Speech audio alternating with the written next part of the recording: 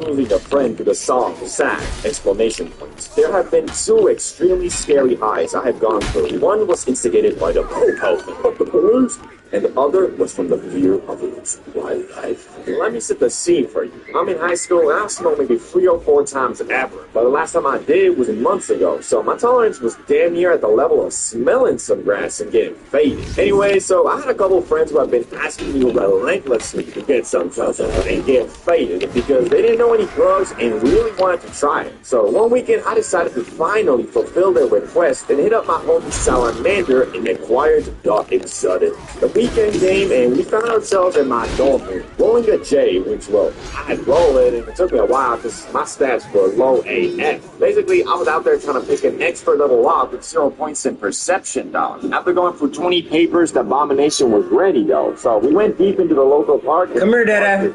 Barely, dude. That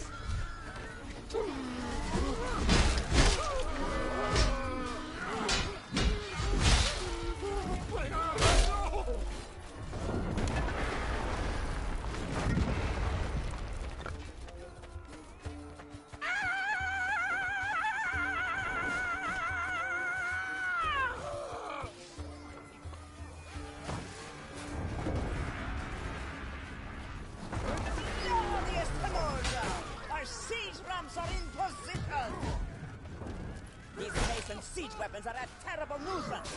Take them out.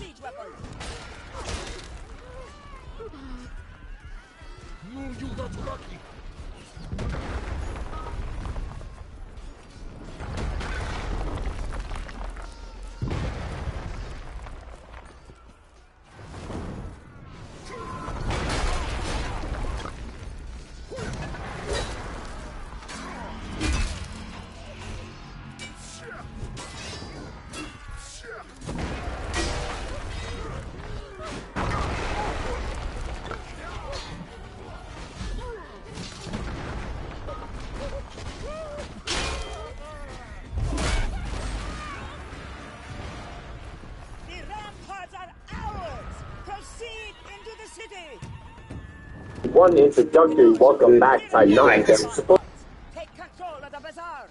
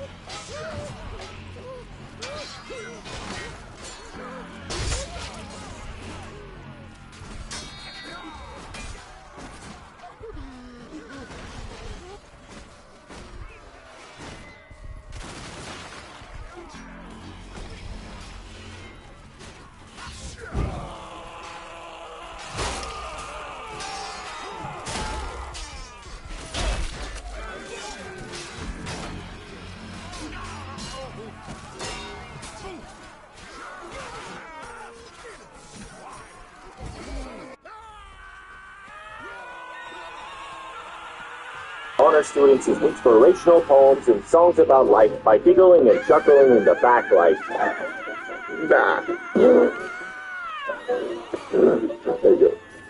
Chemistry.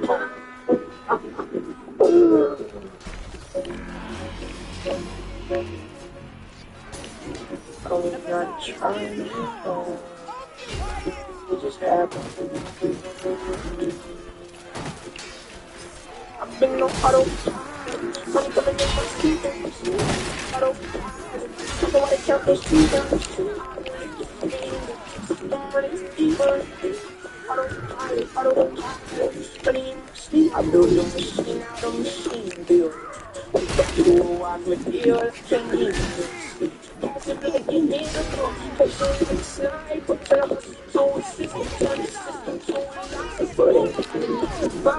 I'm grinding in my mind, setting traps, I'm so still feeding me on time. Algorithm love me, don't.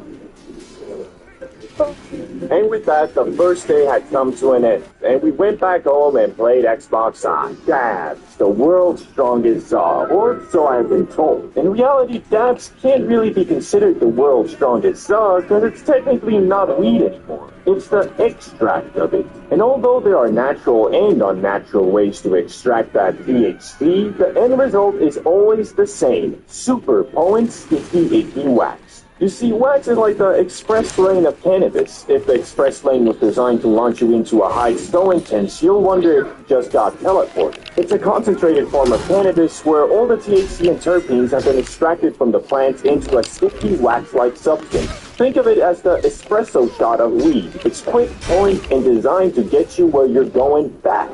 Wax generally contains anywhere from 60 to 90% THC. That's right, you're basically inhaling a THC rocket launcher. A little dab, literally a small dot of wax, is enough to send you to the moon and back in no time, which, let's be honest, might be exactly what you're looking for. But anyway, the extraction process typically involves solvents like butane or CO2, which separate the THC from the plant material. The result is a gooey concentrate that can resemble something between honey and a gummy bear's worst nightmare. And if you think it looks a little sus, that's because it probably should. Just make sure you know what you're doing with the dab rig, or you might end up with an accidental science experiment that doesn't go quite as planned. Now, you might be wondering, bro, what's the difference between like strong bird and dabs, eh? Glad you asked, my little munchkin. Bud typically contains around 15 to 25% THC, depending on the strain and how good your dealer. This means it's still potent, but you won't be crossing into a parallel universe with a single puff. You get a slower, more gradual high that builds up over time. Kind of like gently being locked into a nice little meal. Unlike wax, which is concentrated and intense. But it's a slower burner of the weed world. Sure, you'll still get high, but it's more of a let's hang out and take our time with this situation. Like sipping on a glass of wine versus sucking a bottle of tequila. You'll get the same effect, but one will probably leave you with fewer regrets. To put it simply, wax is like the hardcore version of cannabis. Come here.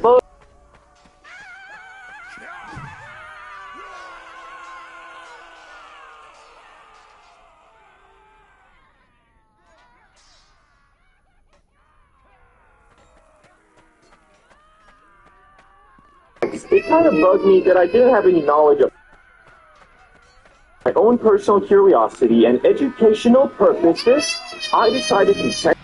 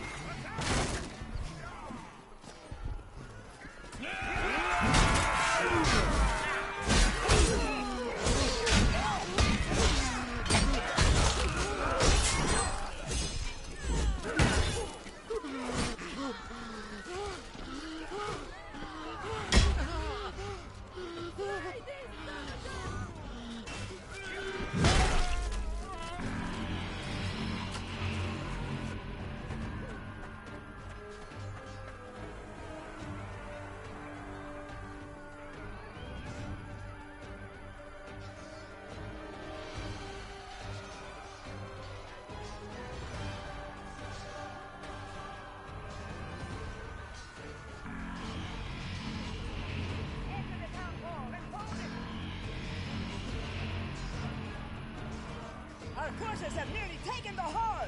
Reinforce them!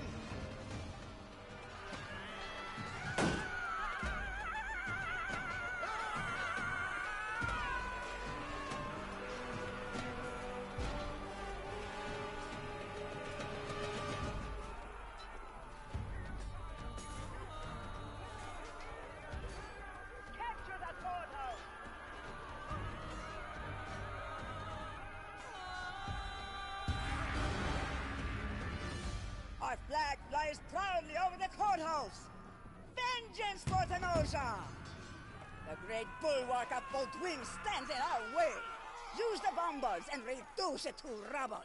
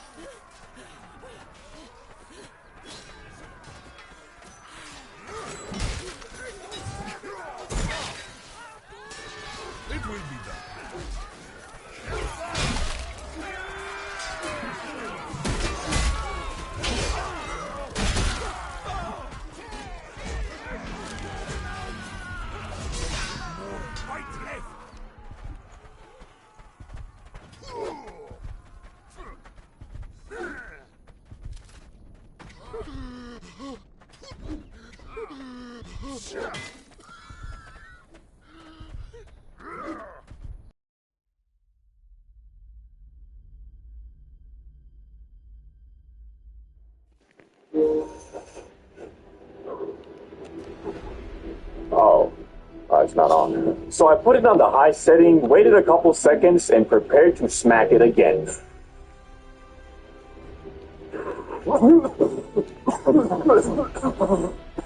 I was done, finished, bamboozled. No words can describe how absolutely grade A I was. I knew from the moment I exhaled that I needed to get to my room as fast as possible, because this high instantly reminded me of when I first blinkered a Benjamin, only even more intense. I felt like my eyes had caved into my brain, making me more third person than first. Also, I could detect every organ in my body individually, and the sound of my heartbeats were constantly playing like some background music. I don't even know if I finished the whole dab, but I just knew I had to skedaddle before I... Wait, is it a bit cold? No. No. You see, I have this weird, awful debuff I only get sometimes when I'm like really hot. And this is the misperception of being extremely cold. It's like this weird trigger I have when I get too faded. And because I've experienced it so many times, it's like this unholy, intrusive thought that I just can't avoid. You can imagine my situation was not ideal. I was tweaking harder than I probably ever have before. And I just started slowly walking back to my hotel, trying to think of anything besides my body bodily function. I made it back inside, still shivering from my mental debuff, and walked to the elevator as fast as I could, where I had an awkward encounter with a fellow guest. The swerve in the corner, whoa, whoa. Is it really that cold outside? No, it's pretty warm, actually. Oh. Okay, that dude must have thought he just talked to a local crackhead. But anyway, the instant I got back to my room, I snuggled into my bed to warm up and hopefully stop tweeting. Which eventually I did, but I was still scared to lose the comfort on my warm sheets, so I just kind of watched fun YouTube videos until I came down a bit. After about 30 minutes, I stopped tweeting and instantly ordered some food, but I ordered a large Baconator from Wendy's like a true American. And I know I say this every high story, but this time I can't emphasize it enough. That shit was combine my already empty stomach with the whack side, then throw with bacon, cheese, and lettuce. Yeah, add lettuce to my burger. Why? Because fitness isn't a choice, it's a lifestyle. So, sorry to disappoint you guys, but really that's about all that happened. The high was very similar to my first Benjamin. Tweak it first, vibe later. Will I be doing dabs again? Probably not, because they're pretty expensive and build up your tolerance super fast. Did I enjoy my time in Dabbington City? Well, besides the first 30 minutes where my brain got Doctor Strange into Antarctica, it was fun, although it did make me very stupid. As I remember trying to connect my PS5 to my TV, and for like 15 minutes, I was trying to figure out why it wasn't showing up on my screen until I realized, oh, I'm missing the HDMI. 10,000 BC, a group of cavemen in the Oki Islands of Japan needed some warmth and wanted to start a fire when they discovered a funny-looking green plant, and either out of curiosity or desperation, took it and inadvertently created history's first ever hotbox. Yet this early grass was not that loud that people be smoking today, because as we know, over the years, the za has been scientifically and artificially cultivated to be much more concentrated in the high it gives. So, although it is funny to think about a group of cavemen purposely starting a fire in a small shelter for the sole purpose of getting faded in a hole, it is unlikely that it actually ever happened. Yet, aside from this iffy recreational stint in Japan, hemp was first commonly used in the lands that are modern-day Mongolia and China for more practical uses like eating it. Which, after saying that, you might be imagining something like this. Yo, what's up? How you doing? Had any fun with those new seeds I gave you? Yo, nah, I actually came here to give them back. Last night I was looking at the moon and I swear that motherfucker was looking right back at me. But alas, this probably wasn't the reality, because the THC levels in this early cultivated Zaza were just really low. But soon the Chinese would discover that the holy plant's fibers were also great for making stuff too, like clothes, paper, and bowstrings. Which turns out hemp fibers were superior to the bamboo ones used by rivaling factions, allowing the Chinese to shoot their arrows much further. So basically, back in the day, if you were having a long-distance bow battle and were losing, you might have screamed out, "We need to get closer! These motherfuckers have weed!" Anyway, it wasn't long after the mofos realized that the loud wasn't only good for making stuff, it was also great for treating physical maladies. And after a couple thousand years, Emperor Shen Nung, known as the father of Chinese medicine, included the magic plant in his medical encyclopedia under the name Ma. Which, that sounds oddly similar to za, doesn't it? I'm guessing every couple thousand years the first letter changes or something. But now, let's explore the question we're all asking. When exactly did mofos start ripping that shit to get faded? Well, one of the earliest counts is about 2,500 years ago, when researchers discovered 10 mini barbecues in a cemetery near modern-day Tajikistan that had residue of burnt cannabis with a much higher concentration of THC than normal, probably meaning it was selectively bred to get you, well, lit. Although this was one of the first counts of people purposely inhaling the broccoli to get high, it was most likely used as part of a ritual to invoke an altered state of mind, so you could communicate with spirits. Which shit, dog, I wanna know what these dudes were smoking, cause I ain't never heard of no grass that gets you to the spirit realm. This might have low-key been the last kush Snoop Dogg smoked, cause once you get so high you start communicating with your dead gran-gran, that's when you really might be like, okay, I think it's about time I stop smoking this shit. Since cannabis, for one reason or another, proved to be quite the useful plant, people started trading it around the world as soon as it was domesticated. Which the only people who didn't really fuck with the Zaza were Europeans, who preferred getting hammered instead, which is low-key reflected in modern times too, especially in the northern countries where once you turn 18, you can drink as much poison as you want, but if you want to blaze, well, you might be looking at a little bit of jail time, my boy. But now, let's quickly go over the uses of cannabis throughout different cultures so we can move on to the modern age, starting with Hindus. They made something called bhang, an edible cannabis paste that had medicinal properties, but also got you high. This could be added to a variety of foods and drinks, which this bhang was the preferred food of the Hindu god Shiva, making him, in my eyes, the god of edibles. Disclaimer, that was a joke. Islam. Here the Za was called hashish and was introduced about 1,000 years ago, which hashish wasn't strictly forbidden in the Quran at first, so a lot of Muslims ate it for its medicinal and relaxation properties. But later, Egypt basically banned it, and also the Quran was revisited by many and reinterpreted to include hashish to be banned just like alcohol. The Vikings. These dudes basically used the Za to make rope, sailcloth, and other things, but also for its medicinal properties, mostly to relieve pain, and to date, there's no hard evidence that they consumed it for its recreational use, but, maybe they should have, because they were quite the horrendous savages and murderers, so it might have made them think a little bit about peace and love. But what about America, England, and the actual global world powers? How did they react to weed? Well, again, like the Chinese, Europeans and Americans at first prominently used the magic green plant in the 16th to 18th century for more practical things like making sailcloth and rope, which the plant itself grew much larger in the New World soil, and combined with the practicality of it, everything started being empirized. Clothes, paper, well, basically anything that required fiber. But the question still remains, when did mofos start smoking that shit to get blasted on the regular? Because although at some point you, your neighbor, your grandma, your boss, and even George Washington were out here growing weed, wasn't nobody out here rolling them up. Well, until the arrival of Mexicans. The loud version of them first arrived in Brazil in the early 1500s by way of enslaved Africans traveling with the Portuguese. And the native South Americans, who were already consuming some other psychoactive substances, quickly started playing the Zaza too, and its use soon spread across South America and into Mexico, from which in the 1910s is when the loud first spread into the U.S., the Mexican immigrants escaping the effects of the Mexican Revolution.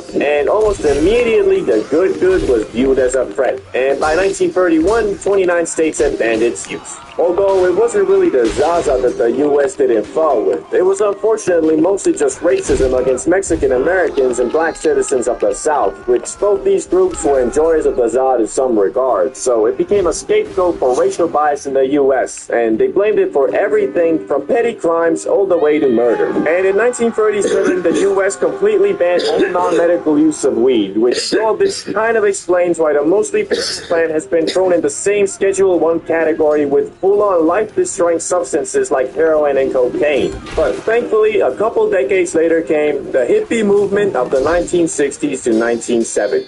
This is what likely sparked the comeback for weed, because unlike before, when the Zaza was mostly smoked by Mexican immigrants and black citizens who the U.S. was massively racist against, the hippie movement had middle-class white American youth start blazing too, which it was all about love, peace, spirituality, non-violence, and of course, every hippie's favorite, recreational drug use. Although most hippies were all about peace and love, that was quite easy to say when most of them were literally privileged enough to drop out of college, run off with Cassandra in a rainbow van, go on copious amounts of mindset-altering trips, mostly powered by LSD, and then return 10 years later to their parents and have them say, "It's okay, son.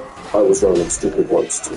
Anyway, although the grass was still federally illegal, this didn't really do much, because in 1976, 1 in 8 Americans over the age of 12 admitted to smoking it in the past 30 days. Hippies, though, were especially interested in cannabis, so much so they went on something called the Hippie Trail, which was basically an excursion by the youths of the world to go over to the Middle East and India, all while riding in magic buses and discovering new ways to get absolutely blasted, such as smoking the concentrated Zaza resin known as hash. But acquiring the Zaza would soon get much harder, because you see, most of it came from Mexico. So in 1969, the US started patrolling the border, and in 1975, they got even more aggressive and started spraying herbicide on Mexican wheat plants. And so good old supply and demand made grass prices skyrocket, which a lot of people started then growing the plant themselves in mini greenhouses, closets, bathtubs, storage units, basements, wherever they could. But then in 1980, Smart Pants, Ronald Reagan took it even a step further by encouraging the streamlined arrest of anyone in possession of an illegal substance, which was really dumb because most of the focus was on pot, all while crack, meth, and heroin were all still being transported and consumed on a regular basis. Even worse, this enforcement seemed to be racially motivated because despite plenty of traffickers and consumers being white, the majority of arrests were Latino and black youths, all while this bizarre over-focus on cannabis allowed the growing opioid epidemic to go unchecked. But thankfully, the U.S. is slowly learning from their mistakes, where today, 24 states have legalized the recreational use of marijuana. On top of that, the increased level of research on it has also found multiple medical use cases and can be prescribed to you by special doctors that have seen fit. And although the Zaza is still federally illegal and a Schedule I drug, the overall perception of it has changed for the better, including in December 2022 when President Biden signed a bill to make it easier for researchers to obtain plants for their studies, which will hopefully accelerate the learning of positive and negative side effects of consuming the Za even further. But all that aside, the overall vibe towards the loud has gotten a lot more accepting, and these days more and more people view the smoking of the grass not as you being a junkie, but the same way as having a couple beers with the homies on a Friday night and watching some WWE. I think a lot of you guys can relate when I say I hate nicotine. No, I mean I love it, but I actually really hate it. And if you watch my Types of Nicotine Addicts video, you know that I consider myself a seasonal addict. So pretty much I might be nic-free for a whole 3 months or something, but then fall back into the trap like, life is so stressful right now, I swear. I've got so many problems and worries. I wish I could just somehow relieve some of this stress. Strawberry and blueberry, wonderful. And then I have to start fighting my own damn brain because it just starts telling me reasons why I deserve that blueberry stick. You haven't vaped for months. Just buy one, come on. You had a rough day. You deserve it. You have a long day ahead of you. It will be much easier with a little bit of cancerous chemicals. Like, no. Your brain, I shall not fall under your illusions again. Fool me once, shame on you. Fool me twice, shame on me. But fool me.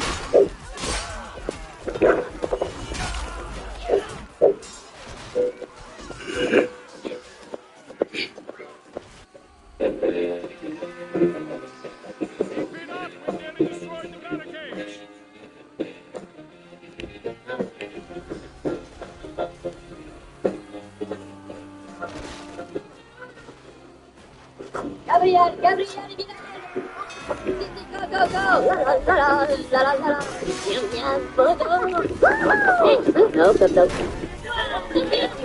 Just squeeze the joy. I see Minions and Monsters only in theaters. Rated PG. Well, and I don't even know why. Like, whenever I have something I need to do that I don't really feel like doing at the time, my brain automatically gives me the signal to go buy some Nick.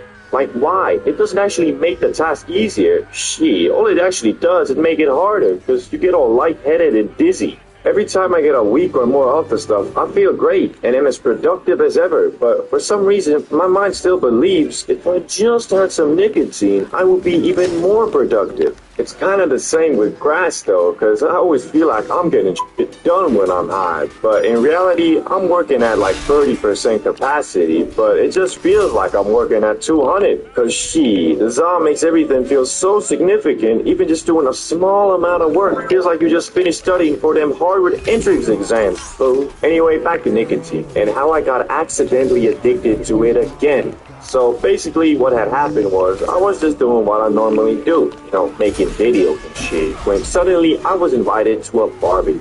And you know, me being the CBD bro I am, I ain't really want to go, cause I had shit to do. Plus, you know, everybody was drinking there, and I was just trying to smoke that grass. But reluctantly, I accepted, and not to my surprise, everybody there was consuming that nic one way or the other. And well, long story short, I cracked and took a nicotine pouch from one of the people there. Well, by the end, I took like 7 or 8, but that doesn't matter. And my dumbass thought, well, okay, just one day. But then the next day, I went out with some friends, and by the gods, 2 of them were also carrying nicotine pouches. So obviously, I did so. And then the same thing happened the day after that, and by the end of it all, I just went ahead and bought a fucking Elf Bar, because I guess all it takes to go from munch screen to Elf Bar in your pocket, sucking on a colorful stick when stressed, unable to control your urges, hobgoblin, is 2 days of stuffing your gums with nicotine pouches. Thankfully, I didn't let myself go too far, because after that Elf Bar, I didn't buy any more, but instead placed myself in specific social situations where I was able to receive free nicotine pouches from others. And that's what I'm on at the time of this video as well. So basically, I don't have my own vape or whatnot, but every time I go somewhere where someone does, you better believe I'm asking for a quick hit. But don't worry, I try not to be too much of a goblin, so usually I cash app like $2 to the dude I'm borrowing the vape from. It's kind of hard though, trying to explain to people like, yeah, I don't vape. Only when someone else has a vape, then I vape quite a bit. But hey, that's what's helped me quit nicotine like 5 times by now, although I always end up coming back to it after a couple of months. Nonetheless, it helps because in order to get my nicotine kick, I have to go out and socialize, which can be quite hard if you also want to be faded and watch Star Wars Fury at home. So a lot of times, I just don't go, and therefore don't vape. It's only when my nicotine addiction outweighs my desire to be high at home when I go out and vape. And because I'd rather watch Disney Plus and munch on some Doritos than just sit somewhere and suck on a nicotine stick, I've been able to control my nicotine addiction quite well, I think. Nicotine, the only highly addictive substance besides alcohol and caffeine that the world government is cool with. And although nowadays we know smoking/vaping literally kills you, we still let it slide because, well, money. But nicotine addiction isn't as obvious as, I don't know, crack addiction, for example. So how exactly do you determine if you have a problem? And if so, how serious should you take it? Well, the easiest way to tell if you're addicted is obviously if you own your own vape, or just that nicotine is in your everyday routine, meaning you wake up, eat breakfast, vape, go to work, vape, drive home, vape. But if you fall into this category, you probably already know you're addicted, but el nicotino doesn't always make it so obvious. From my experience, I've found that it low-key has a mind of its own, and when it enters your system, it instantly starts rizzing up your brain, firstly giving you the buzz, and after that, it'll curl up all close to you, and 15 minutes later, whisper, hey, that bug's pretty nice, right? You should buy a vape. And depending on your mental fortitude, you either do what it says instantly or you fight it. But the more you consume Nick, the stronger and smarter that little voice will get. Because it'll start analyzing your brain and giving you suggestions based on where you last got that buzz. So if you go to a party and at that party do some vaping, the next time when you're invited, the little voice will tell you, ooh, the party. That's the place where you get to vape without feeling bad about it. I mean, everyone's doing it anyway. And from there, you'll become what I call a social vaper, which is someone who only does it at gatherings, parties, get-togethers, etc. by just asking for others to pass their vape. But being a social vapor doesn't mean you're addicted, unless you find yourself going to these gatherings for the sole purpose of getting that sweet, sweet buzz.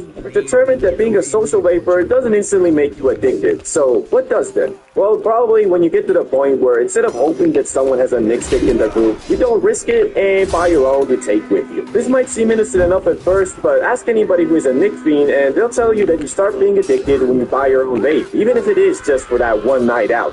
Yet most people don't realize this at first, because as I said before, nicotine is one smooth-ass criminal. It is a master of deceiving its victims with lies like, you're not addicted, it's just one vape. You're not addicted. Look at Johnny. He's fucking alcohol 24/7. Now that's addicted. Worst part is, most dudes only realize they're being deceived when it's too late. Well, not too late. It's never too late to quit. But when you're on that physical addiction pack, it's gonna be way harder compared to if you're only mentally addicted. And if you don't know the difference between mental and physical addiction, then don't worry. It's quite simple. Physical addiction is when your body starts dysfunctioning due to the absence of the substance, aka nicotine, it's used to getting daily, which basically means headaches, vomiting, dizziness, depression, lack of motivation, trouble focusing, etc. Mental addiction is what most people have. It's just your brain telling you to go get some nicotine in your system for whatever reason it comes up with. For me, it usually has to do something with, oh, day, I think you deserve a break. with a vape, or, oh boy, we got a long day ahead of us. Some nicotine would really help us through it, don't you think? And you want to know the worst part? It actually scientifically does make working and concentrating easier. Yeah, here I am talking so much shit about vaping, yet nicotine itself is not actually bad. It's how we get it in our system that's harmful for us. There's been a bunch of studies showing that nicotine helps with accuracy, maintaining attention, fine motor skills, and short-term memory, but only when you have it in your system. Basically meaning nicotine is a lot like caffeine. The only difference being you can drink a cup of coffee made with natural beans and reap the benefits for a while. But with nicotine, you either have to inhale tiny sweatshop chemicals, stuff nickel pouches under your gums, or smoke a cig, which is like instant cancer. Well, all of them give cancer, but cigs are the most lethal. That being said, nicotine is still a highly addictive substance, and when you start incorporating it into your daily routine, it's going to become a necessity very quickly. And although caffeine is similar in nature, getting addicted to it isn't as fast of a process.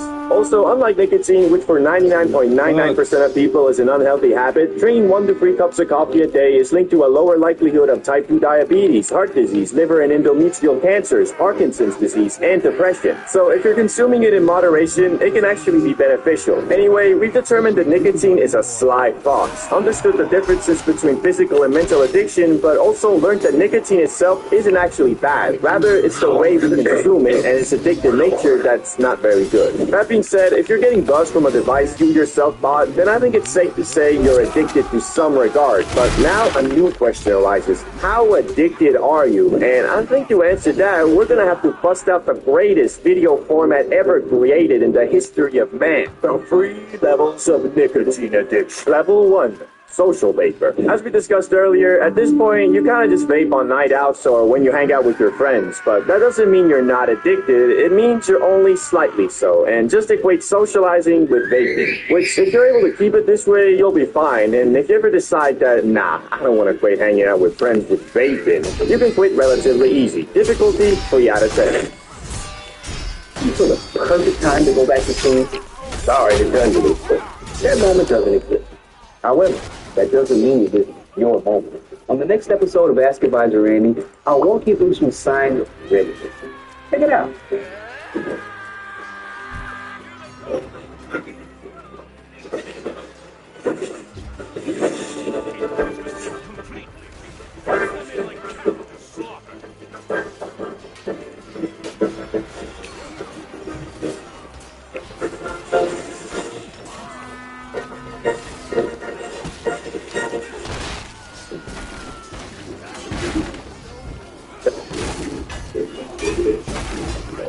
Yo, what's up?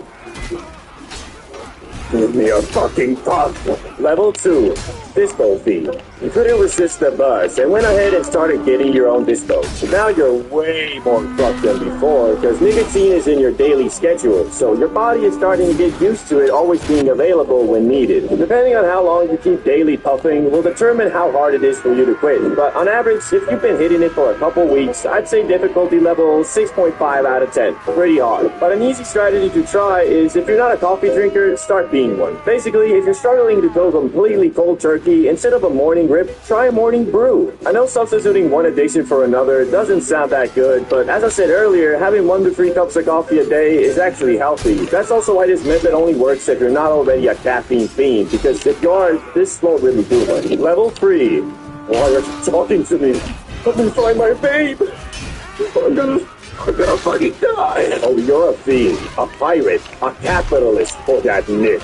You've completely handed over your life to the substance, meaning you don't even have to fight it anymore. Your brain says, get some nick, and you grab one of your 13 dispos or your prized possession box mod and rip until you feel kinda shitty. Difficulty quitting, 9 out of 10, only because I've met a person who literally uses nicotine pouches like it's a fucking oxygen tank and he's 1,000 feet underwater. Meaning, man wakes up, puts one under, and then throughout his entire day, instead of alternating between having one between his gums and not having one, the instant he takes it out, he puts a new one in. This dude once tried to quit quick cold turkey, and I shit you not, 4 hours later, he was experiencing headaches, dizziness, vomiting. That's just sad, man, for real. So to answer the question of if you're addicted to nicotine is, well, if you're already asking that, then you probably are. But hopefully you were able to identify where you stand currently and use this video to realize that you're slightly addicted and better to quit now than have it be way harder in the future, or that you've already moved up the ladder and need to take action now before you get to the point of the nicotine pouch guy I told you about. The plug, a holy being that will always be there for you, especially when you don't need him.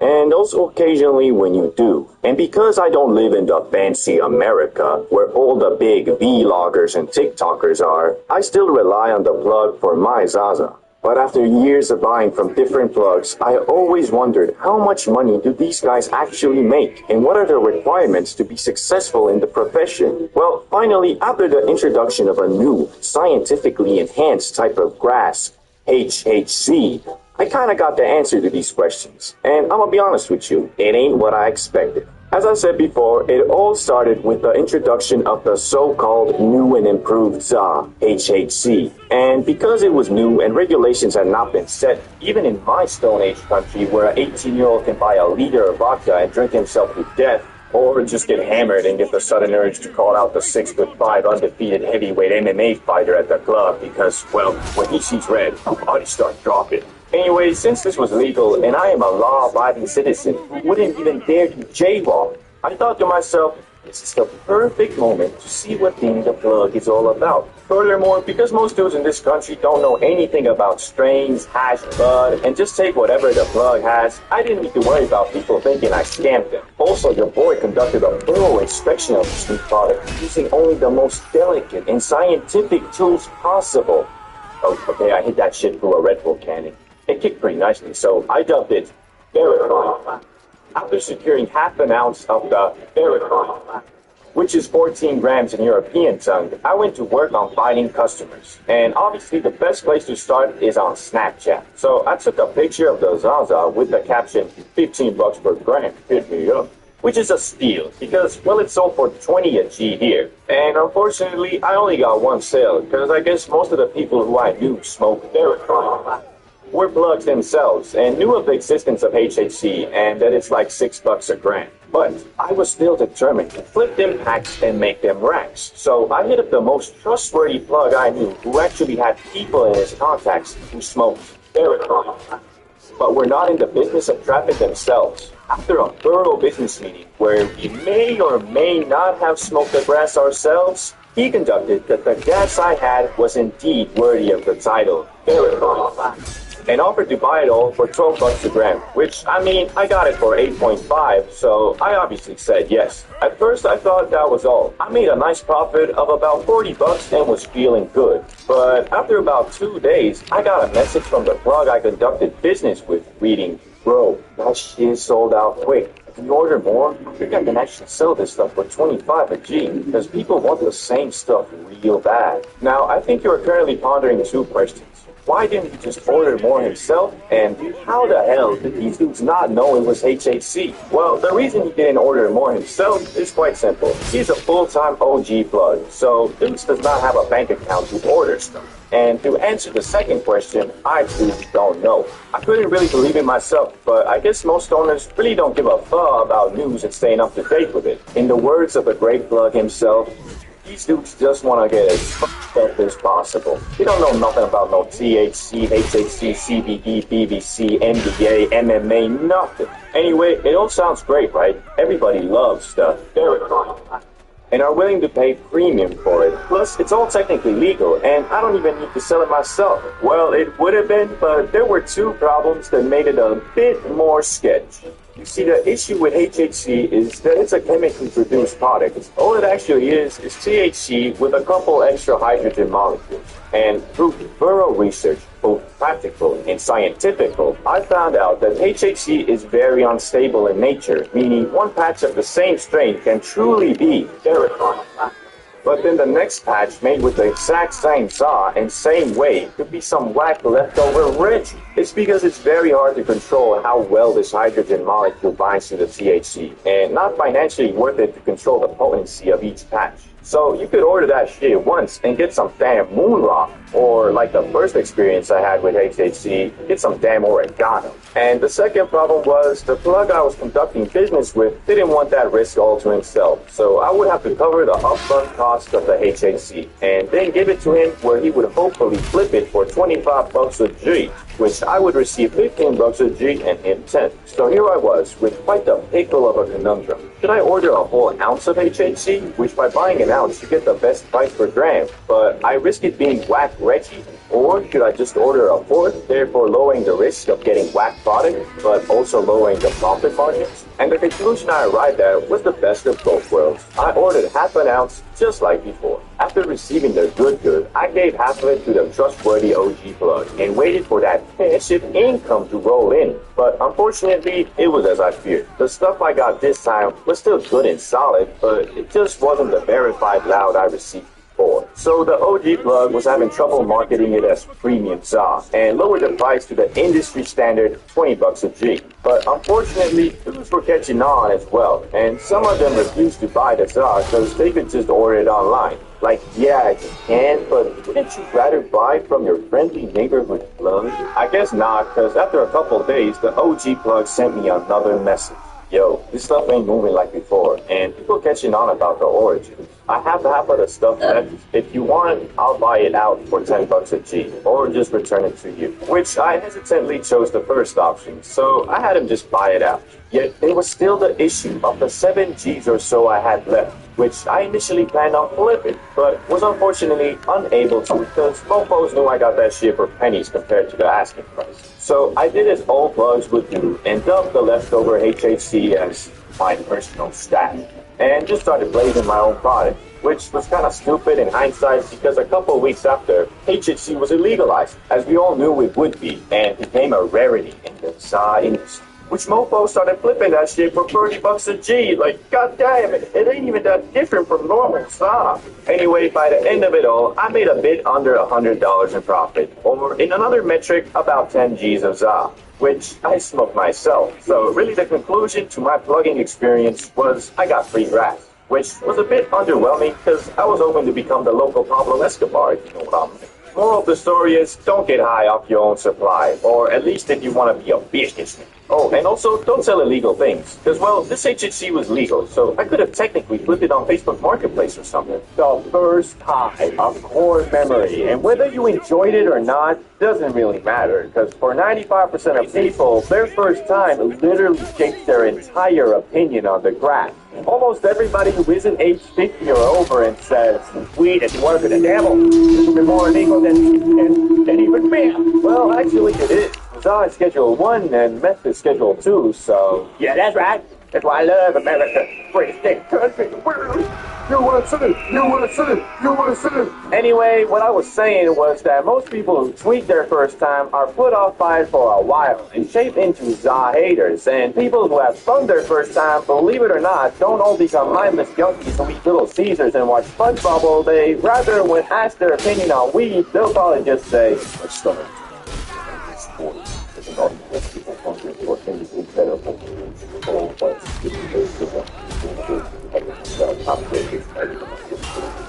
It was pretty fun. So obviously me, CBD Bro, who runs an entire YouTube channel dedicated to the green plant, must have had the latter experience, right? Well, not really. As you see, when I was but a wee lad, uncontaminated by the forbidden fruits of the world like alcohol, nicotine, and yes, weed, always believed that alcohol makes you homeless, nicotine makes you a little bitch, and weed makes you lazy.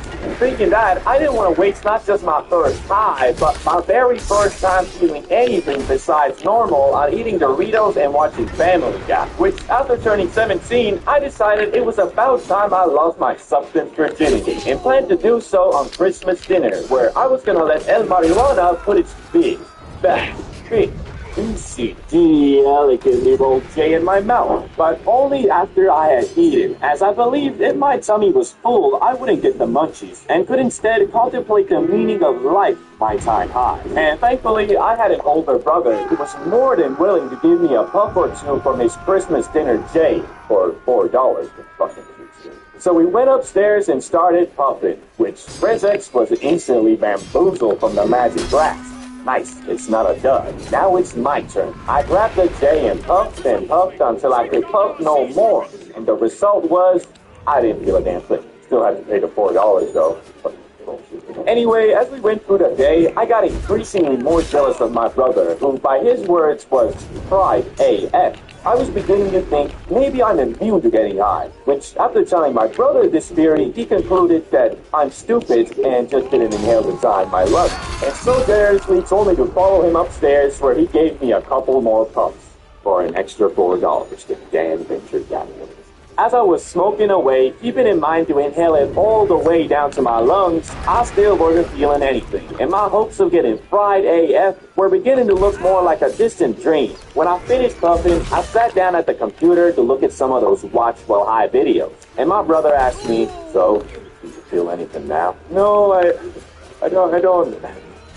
What's this news? I'm not sure." "I don't know. Seems to me you're fried like some Kentucky chicken, boy." I was indeed fried, and incredibly so. Although I didn't smoke a ton, my body had never experienced anything besides a sugar rush and maybe a caffeine kick. So, as I was watching this watch while you're high video, I was laughing at everything and was tripping the fuck out. But not in a bad way, it was freaking amazing. Being high was what I always imagined it to be until...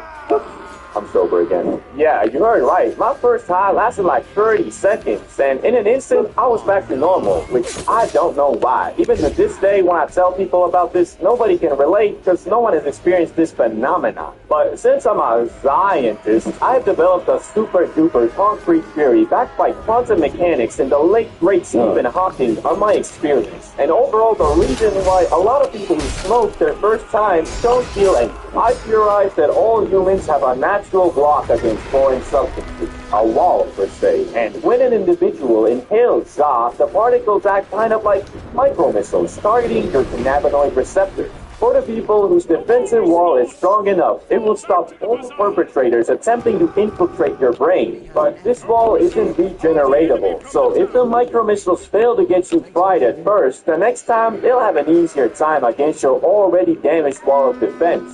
Now, I bet you're thinking to yourself, this mofo been smoking too much of that Einstein. And you, I say maybe, but also I have practical proof of this theory. I used to be a pro baller, and one day me and a couple Hooper friends who all have great immune systems and therefore probably good Za defensive walls decided to smoke up, and to my buddies, it was their first time. Once we lit the J and passed it around, I made sure to tell everybody to inhale the smoke in their lungs, which I'm pretty sure they all did, but still, I was the only one who got high, because it wasn't my first time. But when I smoked up with some of my non-athlete first-timer friends, they all got high like normal. So, conclusion, defensive Za wall is a real thing, and I stand by my theory. Anyway, although that was my first time feeling high, I wouldn't call it my first high, because it only lasted for half a minute. My first real high experience was something even more memorable, and etched to my brain until I died. A couple weeks after the last incident, me and Riz decided it was about damn time I actually felt a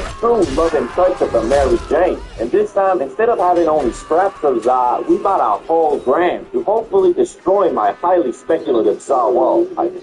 Also, at this time, we were obsessed with freestyle rapping, so we decided the plan of action was to smoke up, eat candy, and rap battle the copyright-free beats while recording it so we could listen to our unreleased tracks in the morning. Since our parents were away for the night, we got the whole apartment to ourselves and planned on rolling 2 J's, both containing 0.5 G. Since we were petrified at the thought of getting caught blazing, instead of being sensible and smoking the J's near a window and just blowing the smoke out, we put our jackets on and walked 500 feet away from the apartment to light up, just to be sure that there wouldn't even be a microfiber of evidence that we were smoking the devil's lettuce. As we were consuming the J, all I could hope for was that this time I wouldn't just get a limited free trial, but the actual full version. But alas, when we finished pumping the J, I again felt nothing, or at least that's what I thought, because as we arrived back home, I finally realized that, so you feeling? Sometimes the high hits you a couple minutes later, especially if you're going from outdoors to indoors as we did. And my highly accepted theory in the science community about this phenomenon is that through evolution, we have always considered indoors to be our safe zone and outdoors dangerous. Therefore, when you're outside, your brain doesn't allow the full faded and relaxed effect to take over, probably in anticipation of a roadman coming and jetting you up with a dementia. Okay, this one I'm not so confident in, and I have to come clean. I am in no shape or form associated with the science community. Yeah. Anyway, now that we were high and in the living room, we started putting on some beats and freestyling. And to this day, I have yet to replicate the skill and precision of my flow that high. It's hard to explain, but nowadays, I can't rap for shit. I mean, I'll spit one line and be like, yo, I've been getting money making raps, but you know I put some packs. That's fact. Yeah, that's it. Basically, I run out of rhymes pretty fast, but that day I did not. In fact, even when my brain had nothing to say, my mouth rapped for me. I turned into a freestyling robot and became dead sure that I was gonna make it out by dropping a mixtape and becoming a famous rapper. Until we listened to the recording in the morning and realized, yo, flowing on the go. Your girl see a hoe making money dancing with a pole. My girl making dough while doing lines of blow. We in the penthouse, baby, living life, and that's for show. Link and get more with new 2K Plus Smart Security. With Link 2K Plus, get set up in minutes to see every detail in crisp 2K video. Get noise cancellation for clearer two-way talk. Get wireless power for up to 2 years of battery life. Plus, with smart detection, you always... Yeah, I'll fight you. What's crazy, though, is that after that, I was never able to replicate the auto-rapping again. So my rap career never flowered, but who knows? Maybe I'll try to convert this channel into lyric videos and shitposting, all while steadily alienating my audience and killing my channel. Or maybe I should just make a separate channel for that? Moonrock, a type of whip has been designed to bamboozle your frontal cortex and get you moving extremely irregular. Apparently, so much so that Snoop Dogg himself finds them too strong and has Moonrock these intergalactic Obi-Wan Kenobi exotic nuts. But GBD bro, you already smoked Moonrock a year ago. And yes, technically I did, but as I learned to discover just a few days ago, crumbling a Moonrock J into a bowl isn't even close to the real thing. But why did we buy a pre-roll instead of actual Moonrock that day? Well, you see the J was $15 and the nug itself was $50, so I was just trying to save a little bit of money, I'm sorry. Now that we have that out of the way, let me set the scene for you. I just spent 24 hours going from airport to airport, flying my way to the USA of A. So I had what you might call jet lag, or a better way to put it, a non-alcoholic hangover. And if you know me, after a hard day's work, I like to indulge in that motherfucking top shelf. So right after getting to my apartment, I started scheming, cooking, fiddling my thumbs on my electronic mobile device in search of some dank weed crap. And that's when it occurred to me. I hadn't smoked up in over 2 weeks. My tolerance must be damn near 0. Yeah, I don't want to overdo it. What's that stuff I smoke in Amsterdam that had me find demons? What? Nah, that'll disrupt my circadian rhythm. Wait, my circadian rhythm already is disrupted. Shit, what if I might just undisrupt it back to normal? So there I was, having made up my mind with absolute logic that could not be argued against. I concluded that the only thing potent enough to cure my jet lag was my dear old friend Moonrock. And remember how I said I found out a few days ago that what I smoked in Amsterdam wasn't actually Moonrock? Yeah, well, the few days I was referring to wasn't some random Google search. This shit would end up getting me so galactically obliterated, I scrambled to find out if I had smoked some lace scraps, only to discover that the hole I dug myself into was no one else's fault but mine, god dang it. Anyway, I'm getting ahead of myself here. After browsing the interwebs for a while, I found a place that sells Moonrock at an affordable price. So me, a carless man, decided to use the extremely sophisticated and thorough public transport system of the United States. I told you this was your last day, Johnny. I'm sorry. Just give me one more day. I'll pay it all back. I promise.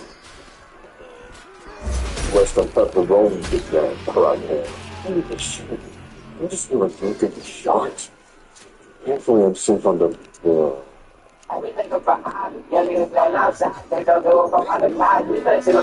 So after taking a bus I'm assuming was operated by the Crenshaw Crips, I arrived in the fabulous dispensary and was ready to get my dank moon rock. Hello, sir. How may I help you today? Yeah, I'd like to purchase some moon rock. Sure. Do you have your ID or passport? Yes, I do. I came prepared. Oh. Yeah, checks out. That'll be $120. $120? I said I want moon rock, not diamond-encrusted weed. Well, that's the price. You want it or not. Yeah, okay.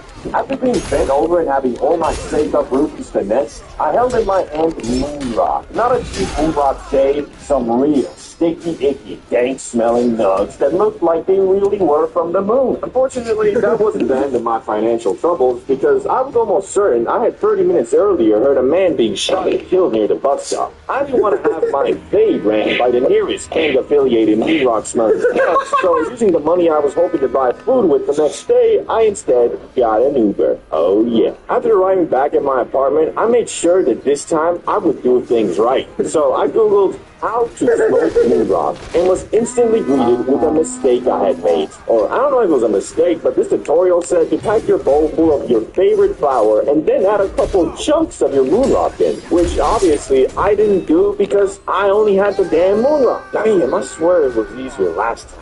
This shit's sticky as shit. Oh, well, screw it. I'll just pack it full of moon rock. What's the worst that can happen? A grave mistake. A skibbity lapse in judgment. I was not at all prepared for what was to come, even though I thought I was. And the reason for that was my false understanding of how potent this shit actually is. I had smoked Sun Rock before, but did so from a J, which is not really how you're supposed to do it, making its potency noticeably lower. And the moon rock I smoked in Amsterdam was apparently just a J covered in keef that we crumbled into a BONG, and on top of that, when you consider the copious amounts of top shelf Zaza we were smoking prior, I think you might be starting to see how this is gonna go. Here goes nothing.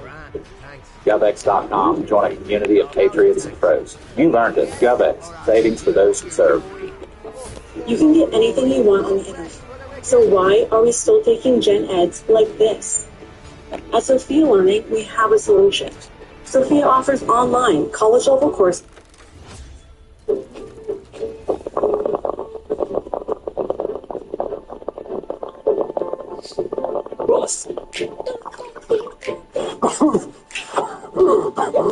Holy shit. Mama.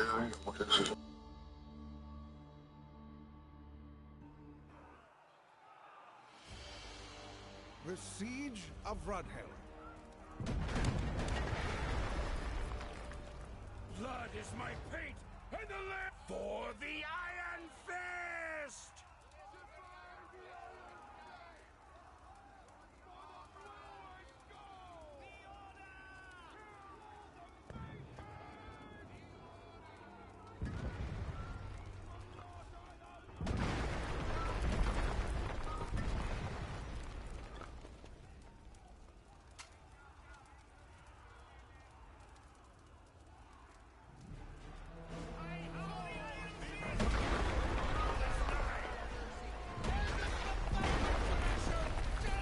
We are besieged. Go forth and quash this pathetic rebellion. Masons, we must stop those siege towers. Ooh.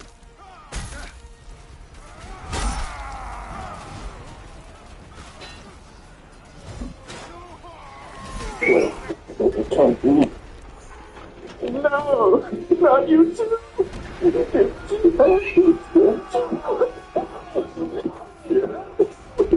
After realizing that a lot of the music I grew up with was the product of an alleged monster, I was rather sad. So I tried to instead play video games, hoping that if I focused on guiding my brightly colored Fall Guy from falling off the map due to the expensive obstacles in his way, I would be fine. Okay, Fall Guy, let's play some Fall Guys. How much a man can fall? Fallout 4, 20 minutes later. Yeah, everybody loves Call of Duty. This time was that shit. I'm supposed to play Fall Guys. What is this? I can't see this. I could not focus on anything, bruh. Well, I say anything, but I really mean anything positive. As if I were to let myself slip for even just a moment that day, I could feel every single cell in my body. And when I'm that freakishly high, and I start focusing on that little ache I have in my back, or the speed of my heart rate, it takes me to Tweet Town with really little sleep. I was trying to keep myself busy as best I could, but everything I did, I was either reminded about the horrors of P. Diddy, or started overanalyzing if that pork chop I ate 5 hours earlier might have been undercooked and about to give me some food poisoning. Which what the fuck am I gonna do then? I can't call the ambulance. I'm crazy. Bro, I'm in the U.S. It will cost me like 50 grand, bro. Thankfully, though, like with all grass highs, it's all in your head. And unless you took some point, Eddie, it starts wearing off in a couple hours.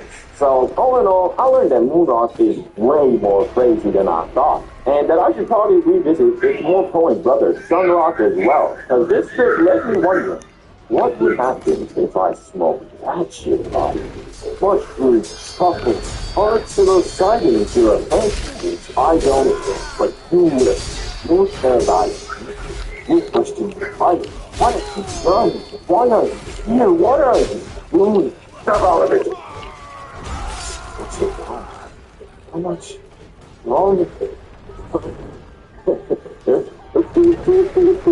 What you just saw is what I like to call the mushroom experience. And I'm not talking about some Gordon Ramsay culinary. What did you say? I'm talking about that pork they mentioned. I'm talking about sitting in front of Morpheus. Choose to eat them, and you will see the truth of who you are. Discover your subconscious. Question things that you've just assumed is true. That's not juice. And if you want to do the same thing, you will certainly get that. Well, what Morpheus won't tell you is that if you don't accept the path of the fungus and fight your subconscious instead, you will not. Not have a good time. In fact, I think it's safe to say you shouldn't ever tell anyone to eat mushrooms. It never works out. Either they just don't do it, or they feel like they gotta try it and end up just fighting demons for 3 hours, gaining nothing from the experience except more fear. That being said, for education, science, and the furtherment of mankind, I will be sharing my story to educate the public about the dangers of the unknown. So by continuing with this video, you acknowledge that you are strictly watching this for educational and entertainment reasons, and will never recreate anything in the video. See? It's pretty good. We'll see, boy. Enter my friend Rick. Me and him were chilling at his place when we got to talking. You see, I had previously just been about how eye-opening it was. You know, the 50-50 shit, but Rick was not buying it. I made me feel like I didn't even know. Now, I think it was such an unbeliever because